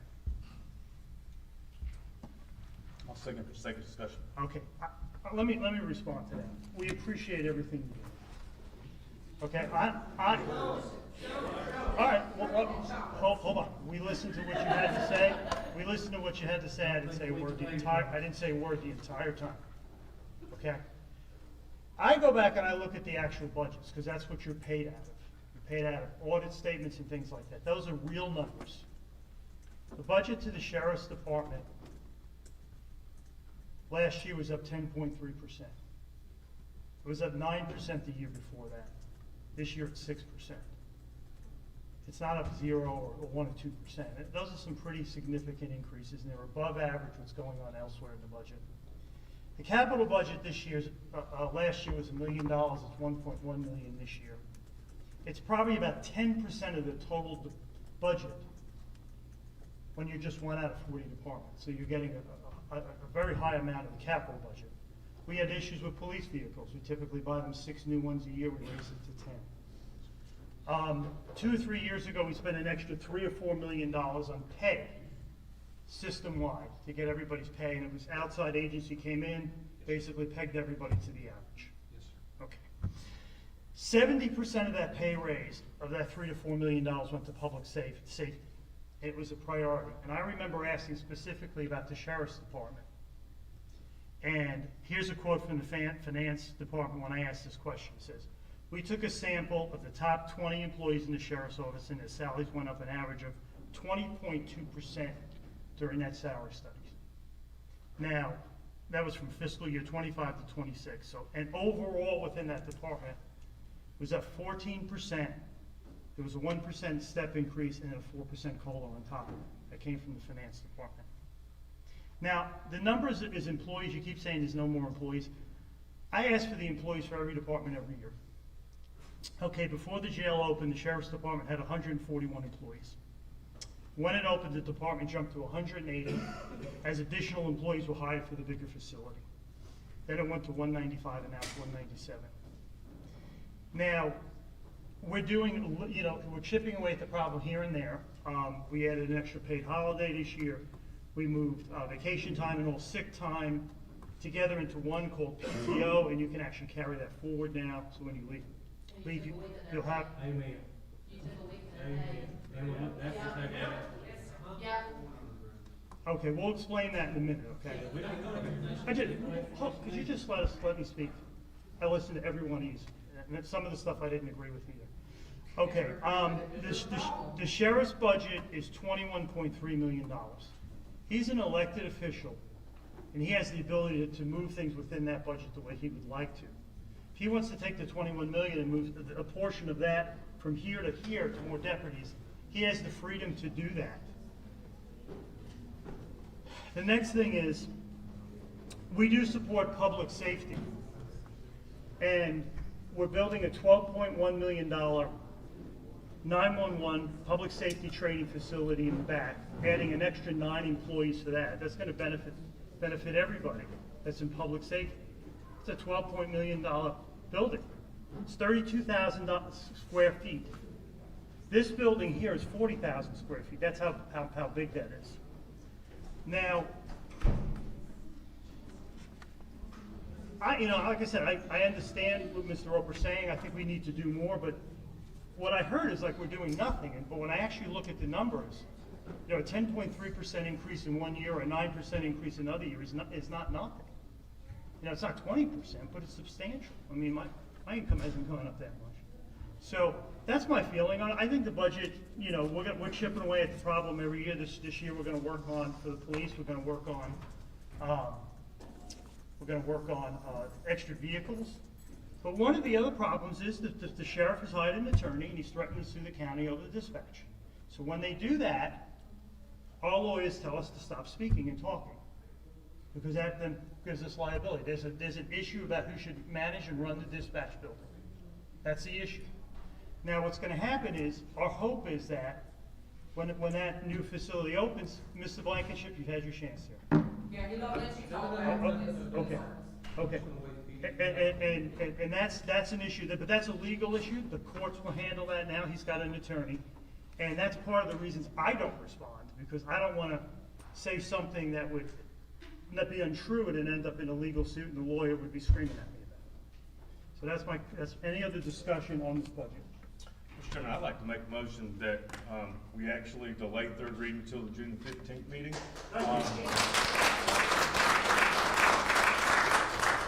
The reason for that, well, I'll wait to see if I can, that's my motion.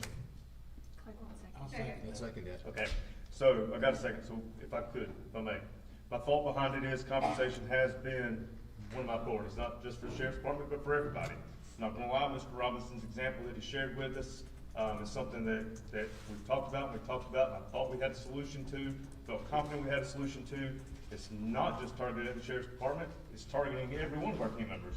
And compensation is truthfully, go back and look, it's a priority of mine. And it continues to be a priority of mine. Getting to the 50th is a great place to where we were, but it's not good enough. It's just truly not.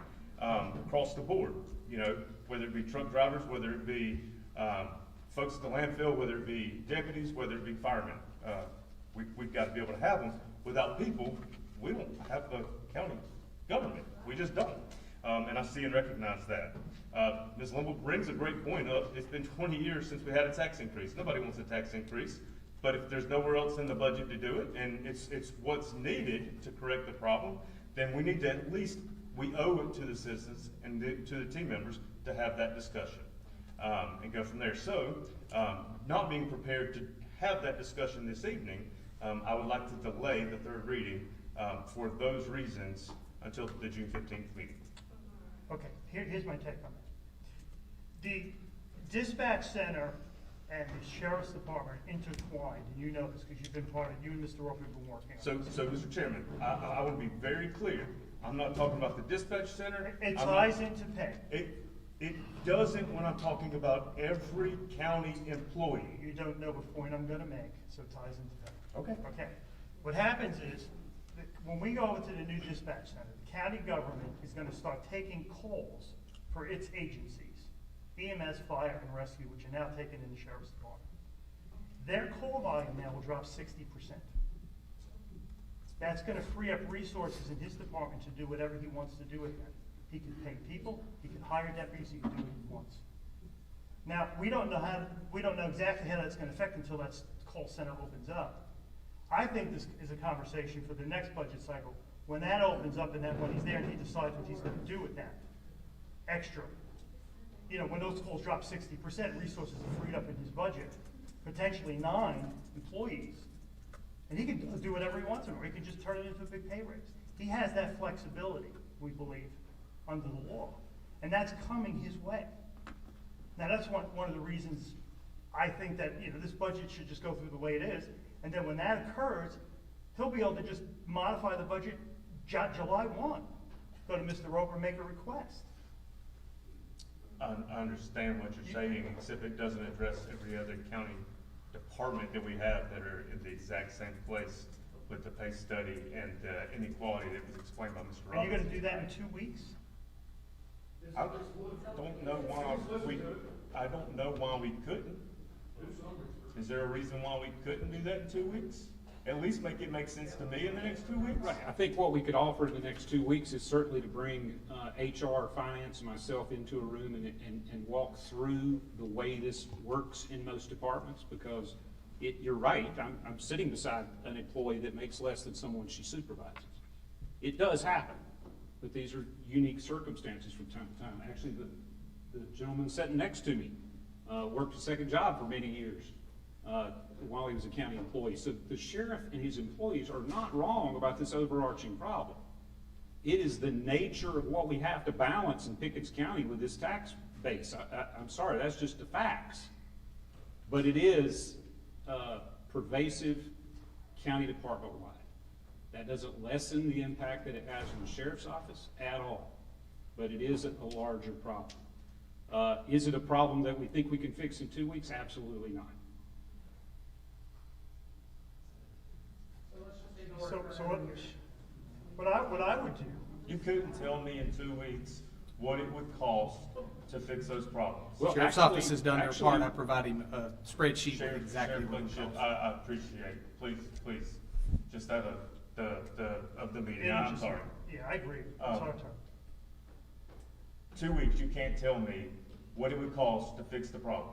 We could. Countywide. Well, first we have to explain to you what the perceived problem is, because the other solution will create different problems. Okay. This is a balance. So in 2 weeks, we couldn't do that? We can describe it to you. Could we have a solution to fix this problem? Evergreen solution, we paid them a great deal of money to fix this problem. So I don't know that there's a simple fix to it, but I can tell you this, we'll absolutely try. Y'all give us direction, we'll try. I honestly, given what's going on with the dispatch and that legal issue and what the result of that's gonna be, likely freeing up resources in the sheriff's office, that'll solve the immediate problem. Or it'll help that immediate problem. So I'm gonna say this, Mr. Chairman, and Mr. Roper, you can be mad at me, it's okay. These folks came and packed this room out tonight because they work for an elected official. They don't answer to us. If we have one department that's willing to do that because they don't answer to us or don't answer to the person that answers to us, I have a hard time believing there's not other departments that feel the same way that doesn't have the same freedom or whatever, which is why I think it is a bigger issue than just what we heard tonight. And compensation has been a priority of mine, and I would like to try to address what I thought was already addressed. That was all. Yeah, I get that. Like I said, I think you're right. It's just the issue of timing. I mean, this is something we should have talked about in January. When we started the salary study, it probably started in the October of the previous year. I mean, it was a 6-month thing. I mean, I think what we should do is just approve the budget, and we can always come back with an amendment during the year after they've studied it for 6 weeks or 6 months or 2 months. I'd rather do that than just push this off 2 weeks. You know, and it's not gonna really make a substantial difference. That's kind of my argument. It's not gonna make a substantial difference to have third reading in 2 weeks. It don't go into effect till July 1 anyway. Like I said, I'll do that. I would just make it a goal next month, and we'll look at it, and we'll do a bigger, full dive down if you wanna look at all the departments, right? I don't have a problem doing that. That should be something you should do. I just think to look at this for 2 weeks, when I think this issue with the dispatch and all that's gonna probably take care of some of that problem in the department. That's all. And Mr. Chairman, do keep in mind that we need to have a budget by June 30. Let's make that clear, and I think Mr. Bowers better than anyone knows that. But that doesn't mean this council can't decide to amend the budget at some point during the budget year. So what I would say is, rather than trying to make a quick decision that might have unintended consequences, might be wiser for us to really take a look at this, see if there's a systemic thing that can be fixed, and know that we have time. We can amend the budget like we traditionally do in the spring.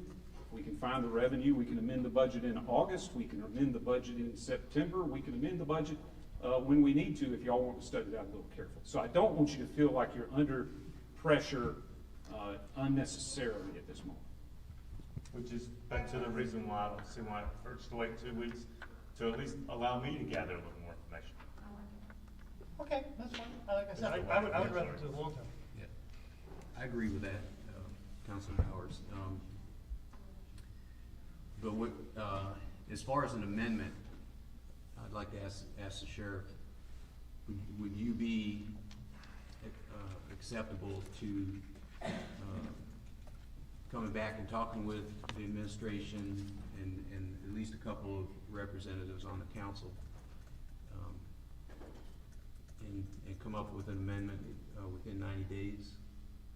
Councilman Lane, thank you for asking me the question. Before I answer it, I want you to know that Mr. Sadie made an incorrect statement, and the truth needs to be revealed. I am not suing for anything. I hired an attorney to protect the rights and the constitutional power of my office, which already has dispatch, which for an administration to take, I would have to sign over or would have to go to referendum and let these people decide if they want Ken Roper to run the dispatch or if they want the sheriff to run the dispatch, who they elected for public safety.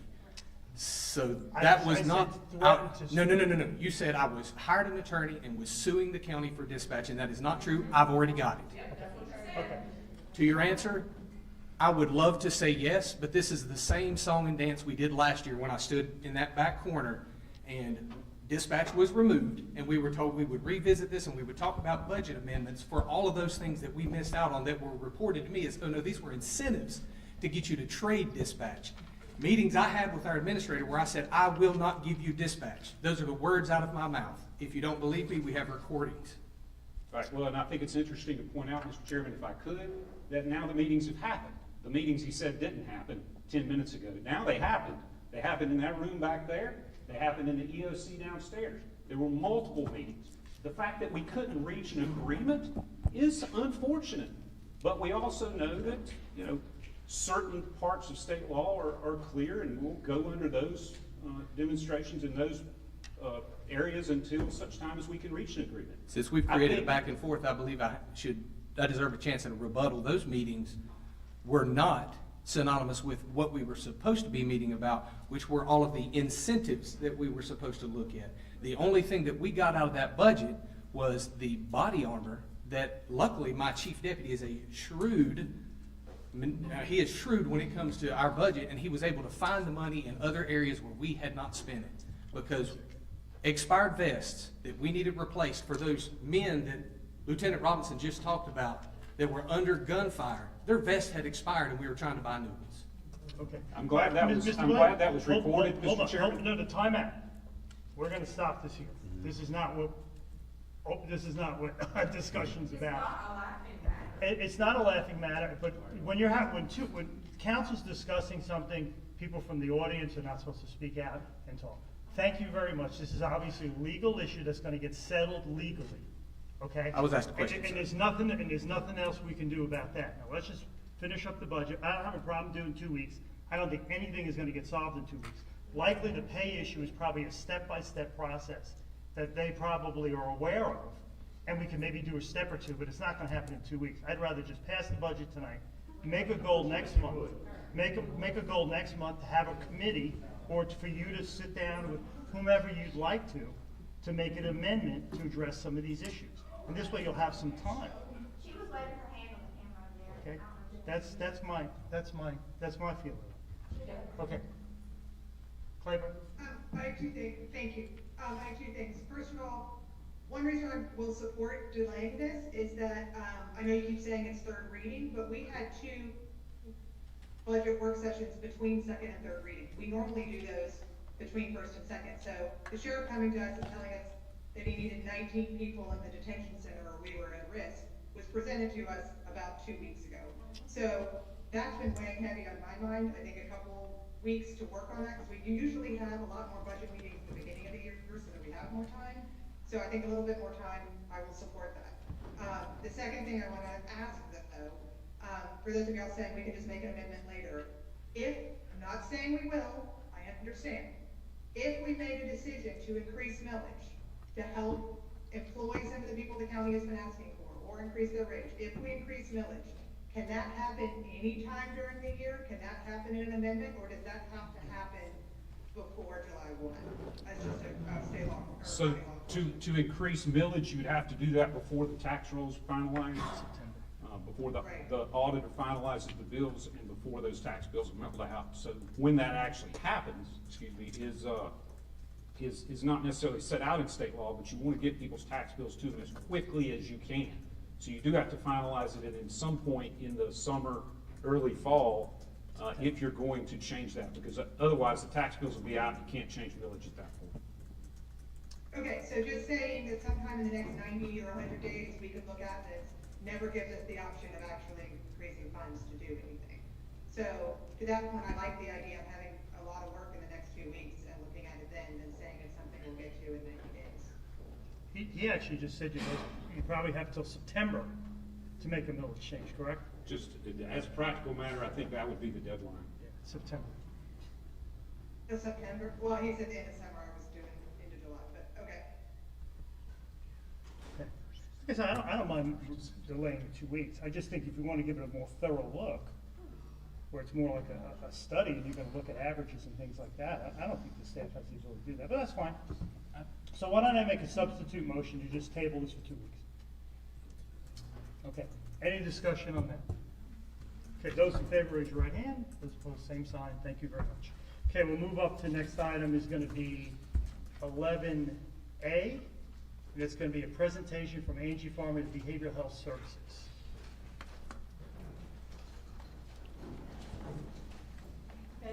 introduce our youth board. We have 3 members of our youth board here that's going to present to you some information that we find pretty disturbing in our county, but it will be educational for the council, but also for the citizens.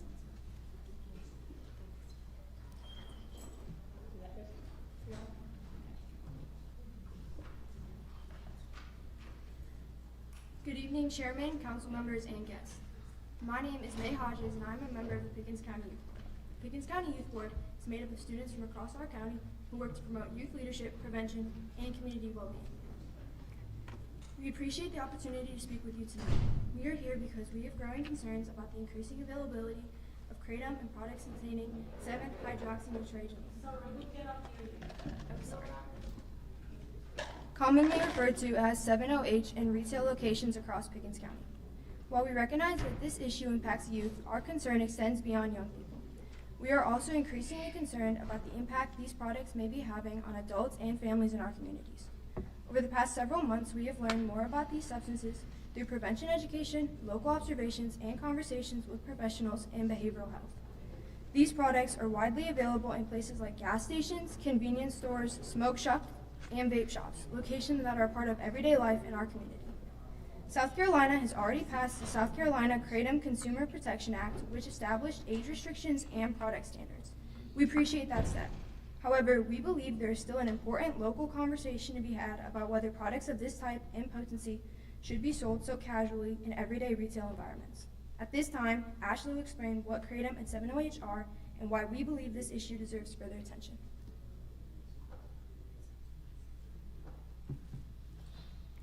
Thank you, May. Derived from the leaves of a tropical tree called Metrogonum spinosa.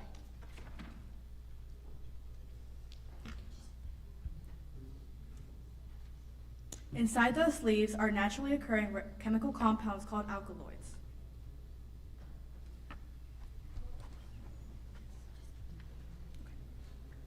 An alkaloid is a naturally occurring compound found in plants that can have the effects on the body and brain. Examples include caffeine in coffee and nicotine in tobacco. 2 of the primary alkaloids in kratom are mitragynine and 7-H-hydroxynitrogen, or 7-HO. While 7-HO occurs naturally in the plant, it is present in very small amounts. Our concern is that many of the products currently being sold are not traditional kratom leaf products. Instead, they contain highly concentrated or enhanced levels of 7-OH, making them significantly more potent than what naturally occurs in the plant. These compounds interact with the brain's opioid receptors, which are involved in pain relief, reward, dependence, and withdrawal. Today, these products are often sold in brightly packaged forms such as tablets, shots, gummies, and liquid extracts, and are widely available in gas stations, convenience stores, vape shops, and smoke shops. That accessibility matters. Many young people assume that if something is sold openly in a store, it must be safe or at least low risk. We are especially concerned when products are marketed in ways that suggest ease of use, but contain dosing instructions that are difficult to realistically follow. For example, a product known as Limitless was recently found in the parking lot of Behavioral Health Services of Pickens County, our sponsoring agent, which I'm holding up for you today. The bottle originally contained 10 pills, but labeled that amount as 40 servings, meaning a single serving is 1/4 of a pill. The instructions state not to exceed 1 serving in a 24-hour period. We have to ask, realistically, how many people are measuring or limiting use to 1/4 of a pill? We have also seen liquid products marketed in 1-ounce bottles where a single serving is listed as 1/6 of a bottle. These products sold in everyday retail environments with minimal barriers to access. At Behavioral Health Services of Pickens County, professionals are also reporting an increase in individuals being seen for kratom and 7-OH related use. We believe these patterns raise serious concerns about how these products are being sold and consumed in our community.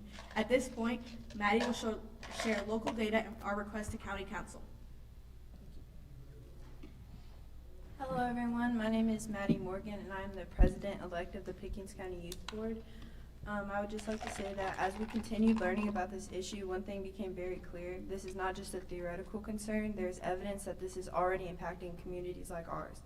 According to a 2025 report from the National Drug Early Warning System, Pickens County ranks among the top 10 in the eastern United States for EMS encounters involving kratom and 7-OH related overdoses, both non-fatal and fatal, from January 2023 through April 2025.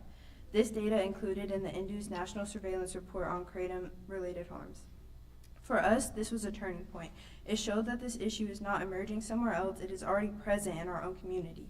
In addition to this data, Behavioral Health Services of Pickens County has reported an increase in individuals seeking treatment from treatment related to kratom and 7-OH use. As our local behavioral health provider and youth board sponsoring agency, they are seeing the impacts firsthand. We have also heard personal accounts from individuals in recovery describing significant difficulty stopping use of these substances, including withdrawal symptoms that were unexpected in severity. We understand that experiences vary, but these reports raise concern when combined with local EMS data and treatment trends. We also recognize that other states have taken action by restricting or scheduling kratom or concentrated kratom-related compounds.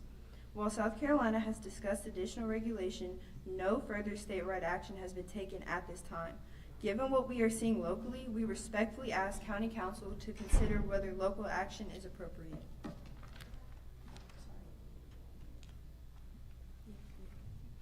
Specifically, we ask Council to consider a local ordinance that would prohibit the sale of highly concentrated kratom and 7-OH products in Pickens County, especially in gas stations and convenience stores, and to evaluate whether broader retail restrictions should be considered. Our goal is not to restrict conservation or ignore adult autonomy.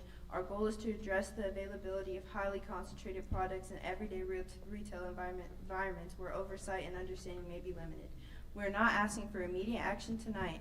However, we are actively asking County Council to continue this conversation with us. I want to thank you for your time, and we're happy to answer any questions. You guys can clap now.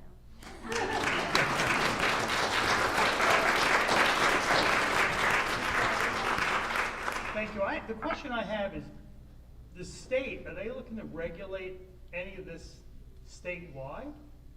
It was on the books this year, but it was, did not pass. The law that they were looking at was to ban kratom, but it didn't get passed through the Medical Affairs Committee. So that means with it being the end of a 2-year session, it'll have to get reinstituted at the beginning of this next session, and hopefully we'll make some progress on that. Some states have made some progress and banned it, but South Carolina didn't really make a lot of movement on it. And when you talk to our local state legislators, what do they say? What's the pulse of them? There's some debate on, there's a difference between kratom and 7-OH. There's argument that kratom falls underneath the agricultural laws because it is a plant. 7-OH is a concentrated derivative of kratom, which I feel like we could make more movement with that because that's the substance that we're seeing more of a lethality issue with. But there's some, on the federal level, there's some argument on whether it can be banned completely since it falls under some kind of agricultural law. Okay, any other questions? Yeah, are there any other counties or municipalities in the state that's done anything around this? Yes, Kershaw County just did a full ban on kratom, 7-OH, and what they consider gas station drugs, and that's where we took our path from, is from them. It was something that county was very passionate about, and the legislators in that county was passionate about when they were able to ban it in that county, Kershaw. Kershaw County? Okay. Does anybody else have any other questions? I don't have a question, but... Do you have a copy of? Sorry. Yeah. Council Lindell? Yes, do you have a copy of the Kershaw? Do you have a copy of the Kershaw County ordinance that you could send us? I will get it for you and send it tomorrow. Yeah. That would be great, thank you. Yeah, send that to all of us. Okay. As she spoke about, this was found in the behavioral health parking lot. It's the bottle with 10 pills and 40 servings. This is $49.99, and you could find it at your local gas station. And up until last July, I'm 17 years old, and I could walk into that gas station and buy it myself. So that's something to think about. So, so one more thing, real quick. The part that made me bring this to council was the data that showed that Pickens County was the 6th highest county in overdoses on the East Coast, which really blew my mind. I knew we were seeing an increase in admissions and overdoses from our clientele. We're seeing individuals switching from opioids to kratom and to 7-OH as a replacement. They feel like it's a safer alternative, but it's really not because the dosage is not being monitored. And I'm not gonna speak out of turn, I feel like this is something that we would have to get data from the county coroner's office. But I was told recently that Pickens County had their first 7-OH fatality that was completely from just 7-OH and not a combination of other drugs and substances. But I have not seen that in data yet. Right. So are you asking for us to take action to ban it totally, or to make it only accessible to adults like cigarettes? I would like to see a ban because from what I'm seeing with our patients, it is it's. And I can have patients come and give you testimonials. We actually have one on our social media page. If you would like to watch it, you can follow our social media and see his testimony on it. It is being marketed as a safer alternative than opioids, but what it is it's just as addictive and just as lethal. And I feel like if we're going to protect our citizens, then we're going to need to do something to take this completely out of their hands. When you send the Kershaw County ordinance, send the link to your social media. I will be page. happy to. Thank you, sir. Thank you. Send that to Jessica. I will. Okay, any other questions? You guys did a great job. Thank you very much. Thank you. Next up is item number 11B, Clemson Pool Partners, Margaret Thompson, who's the founder. She's got some news for us.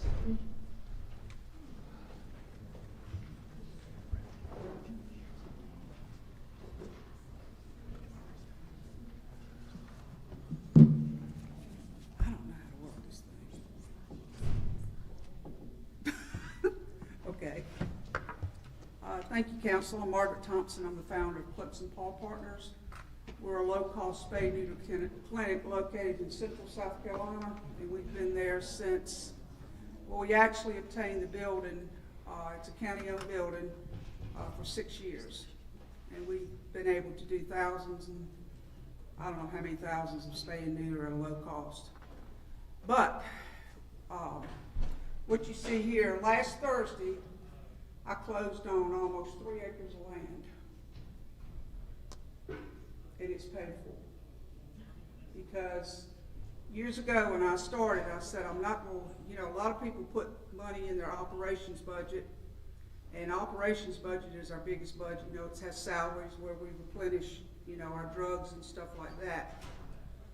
So I opened up an investment account through Ameriprise, and I won't say how much we got in it, but we were able to pay cash for it. And I have never once, and I think Mr. Roper can attest to this, I have never once come back and asked for one thing. No money, no equipment, or anything like that, because I guess I'm really not a government dependency type person. I want to do it on my own. And I know that I worked for the Sheriff's Office over 30 years, and I was government dependent then. And I will tell you, my salary in 1977 as a deputy sheriff was $6,700. Times we had 2 cars on the road. I was on one side of 178, the other was on one other side.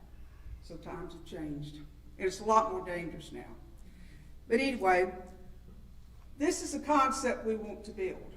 Now we're not here to ask for money. We're going to do a fundraiser and everything like this.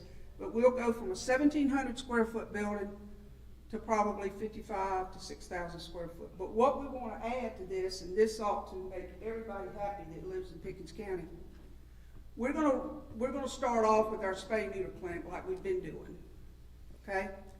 But what we're going to segue into is affordable vet care.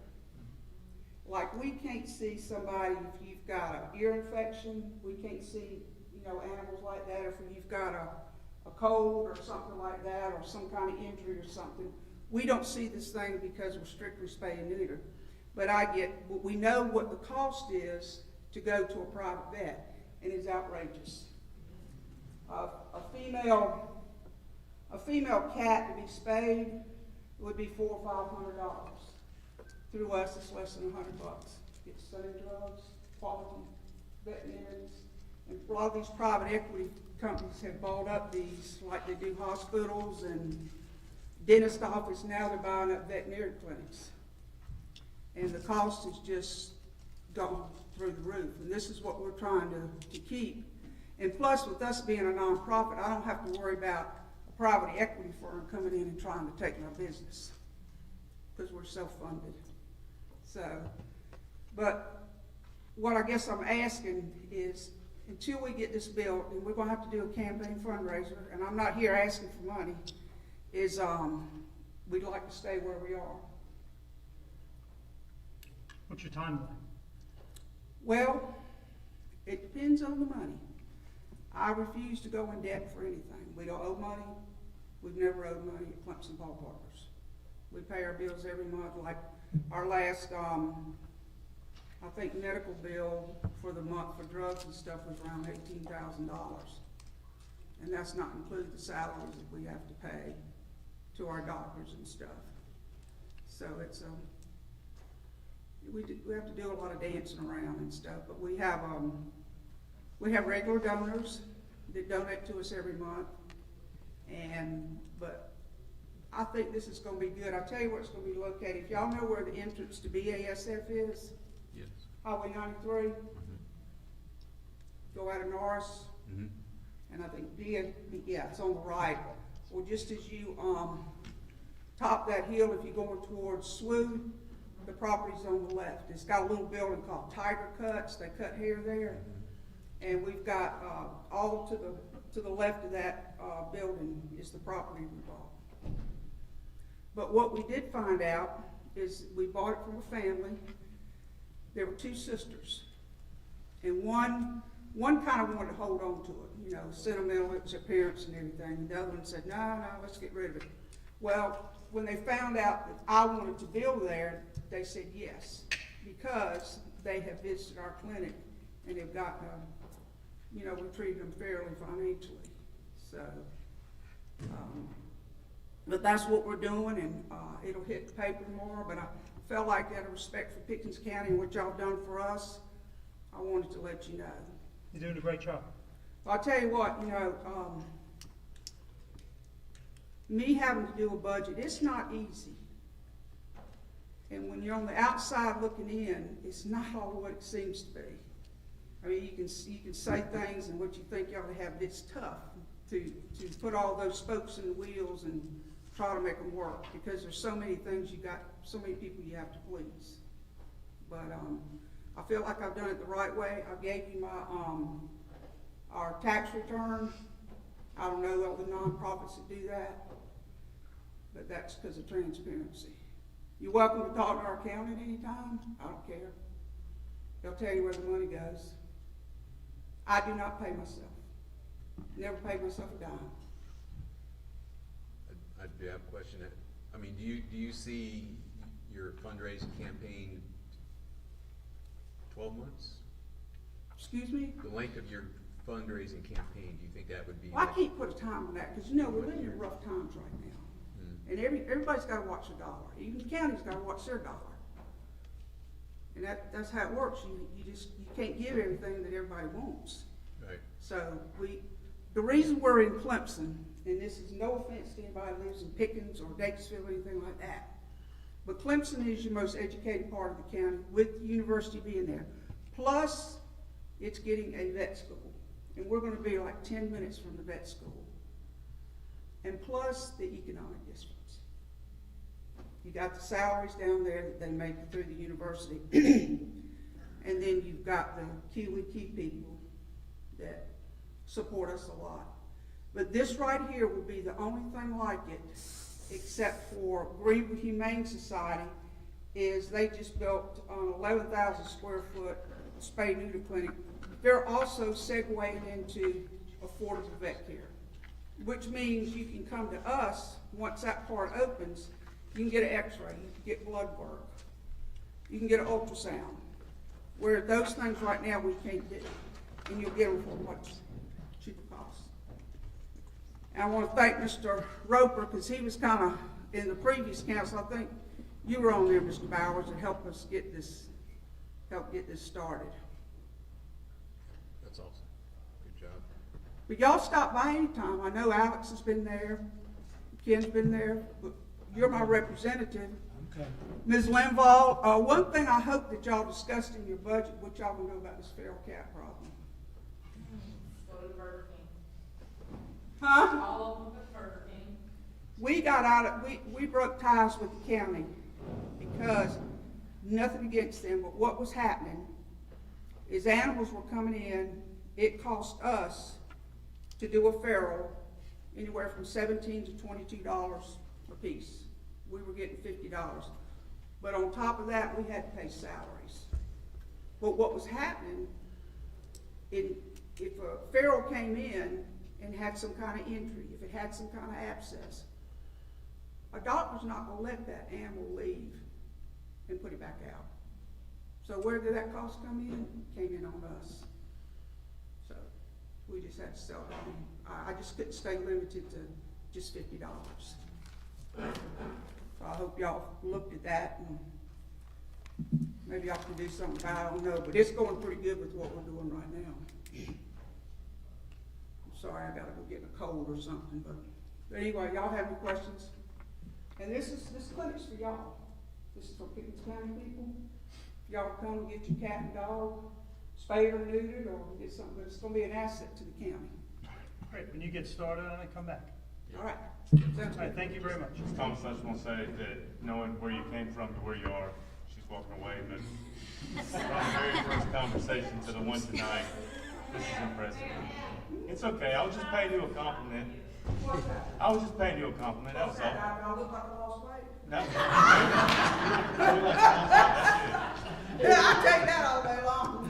No, I was just simply saying, from when you first got here, when we first had our conversations to where you at, it's impressive, it really is. Well, I'm like a little in John Shaw. I was at the sheriff's office. I'm aware, I'm aware. But this is going to be great for Pickens County. Yes, It's the only thing like this. Yes, ma'am. That's awesome. Thank you very much.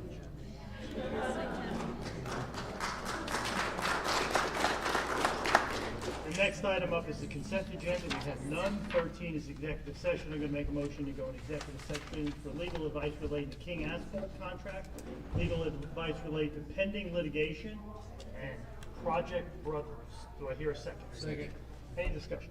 And we're going to take about a 10-minute break and then go back. Those in favor, raise your right hand. All the same time.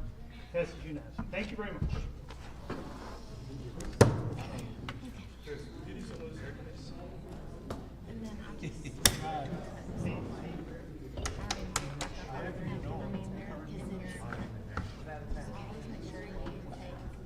Screen because one time I was stuck in there.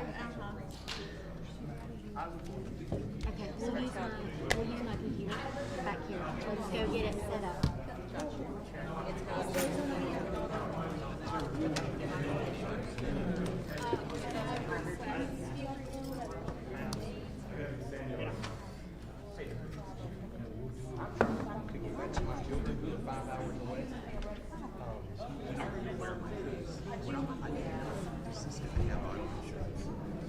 I appreciate it now, because I'm paying money.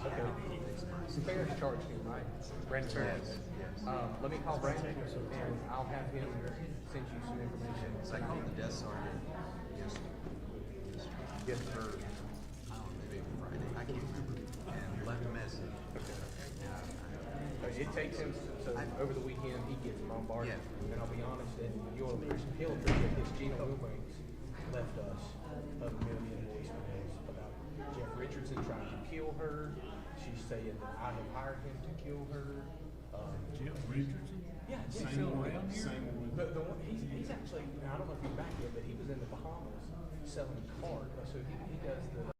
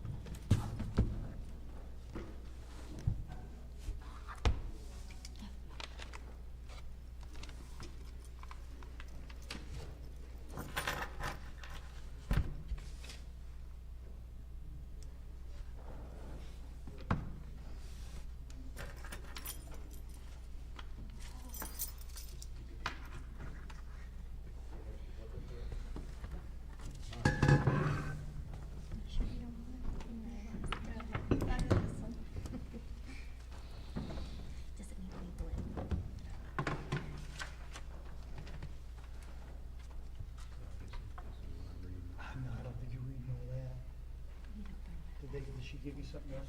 Destiny? Did you give him the Yeah. motion? He's looking- I did. Yeah. You have it? Yeah. Which is what, that whole thing? I wrote it out. Okay, that's fine. That's like, That should be. Yeah, that's all you need. Okay. You don't have to say the All whole right. thing. Okay, I think we got everybody to go, ready to go. We're back in session here.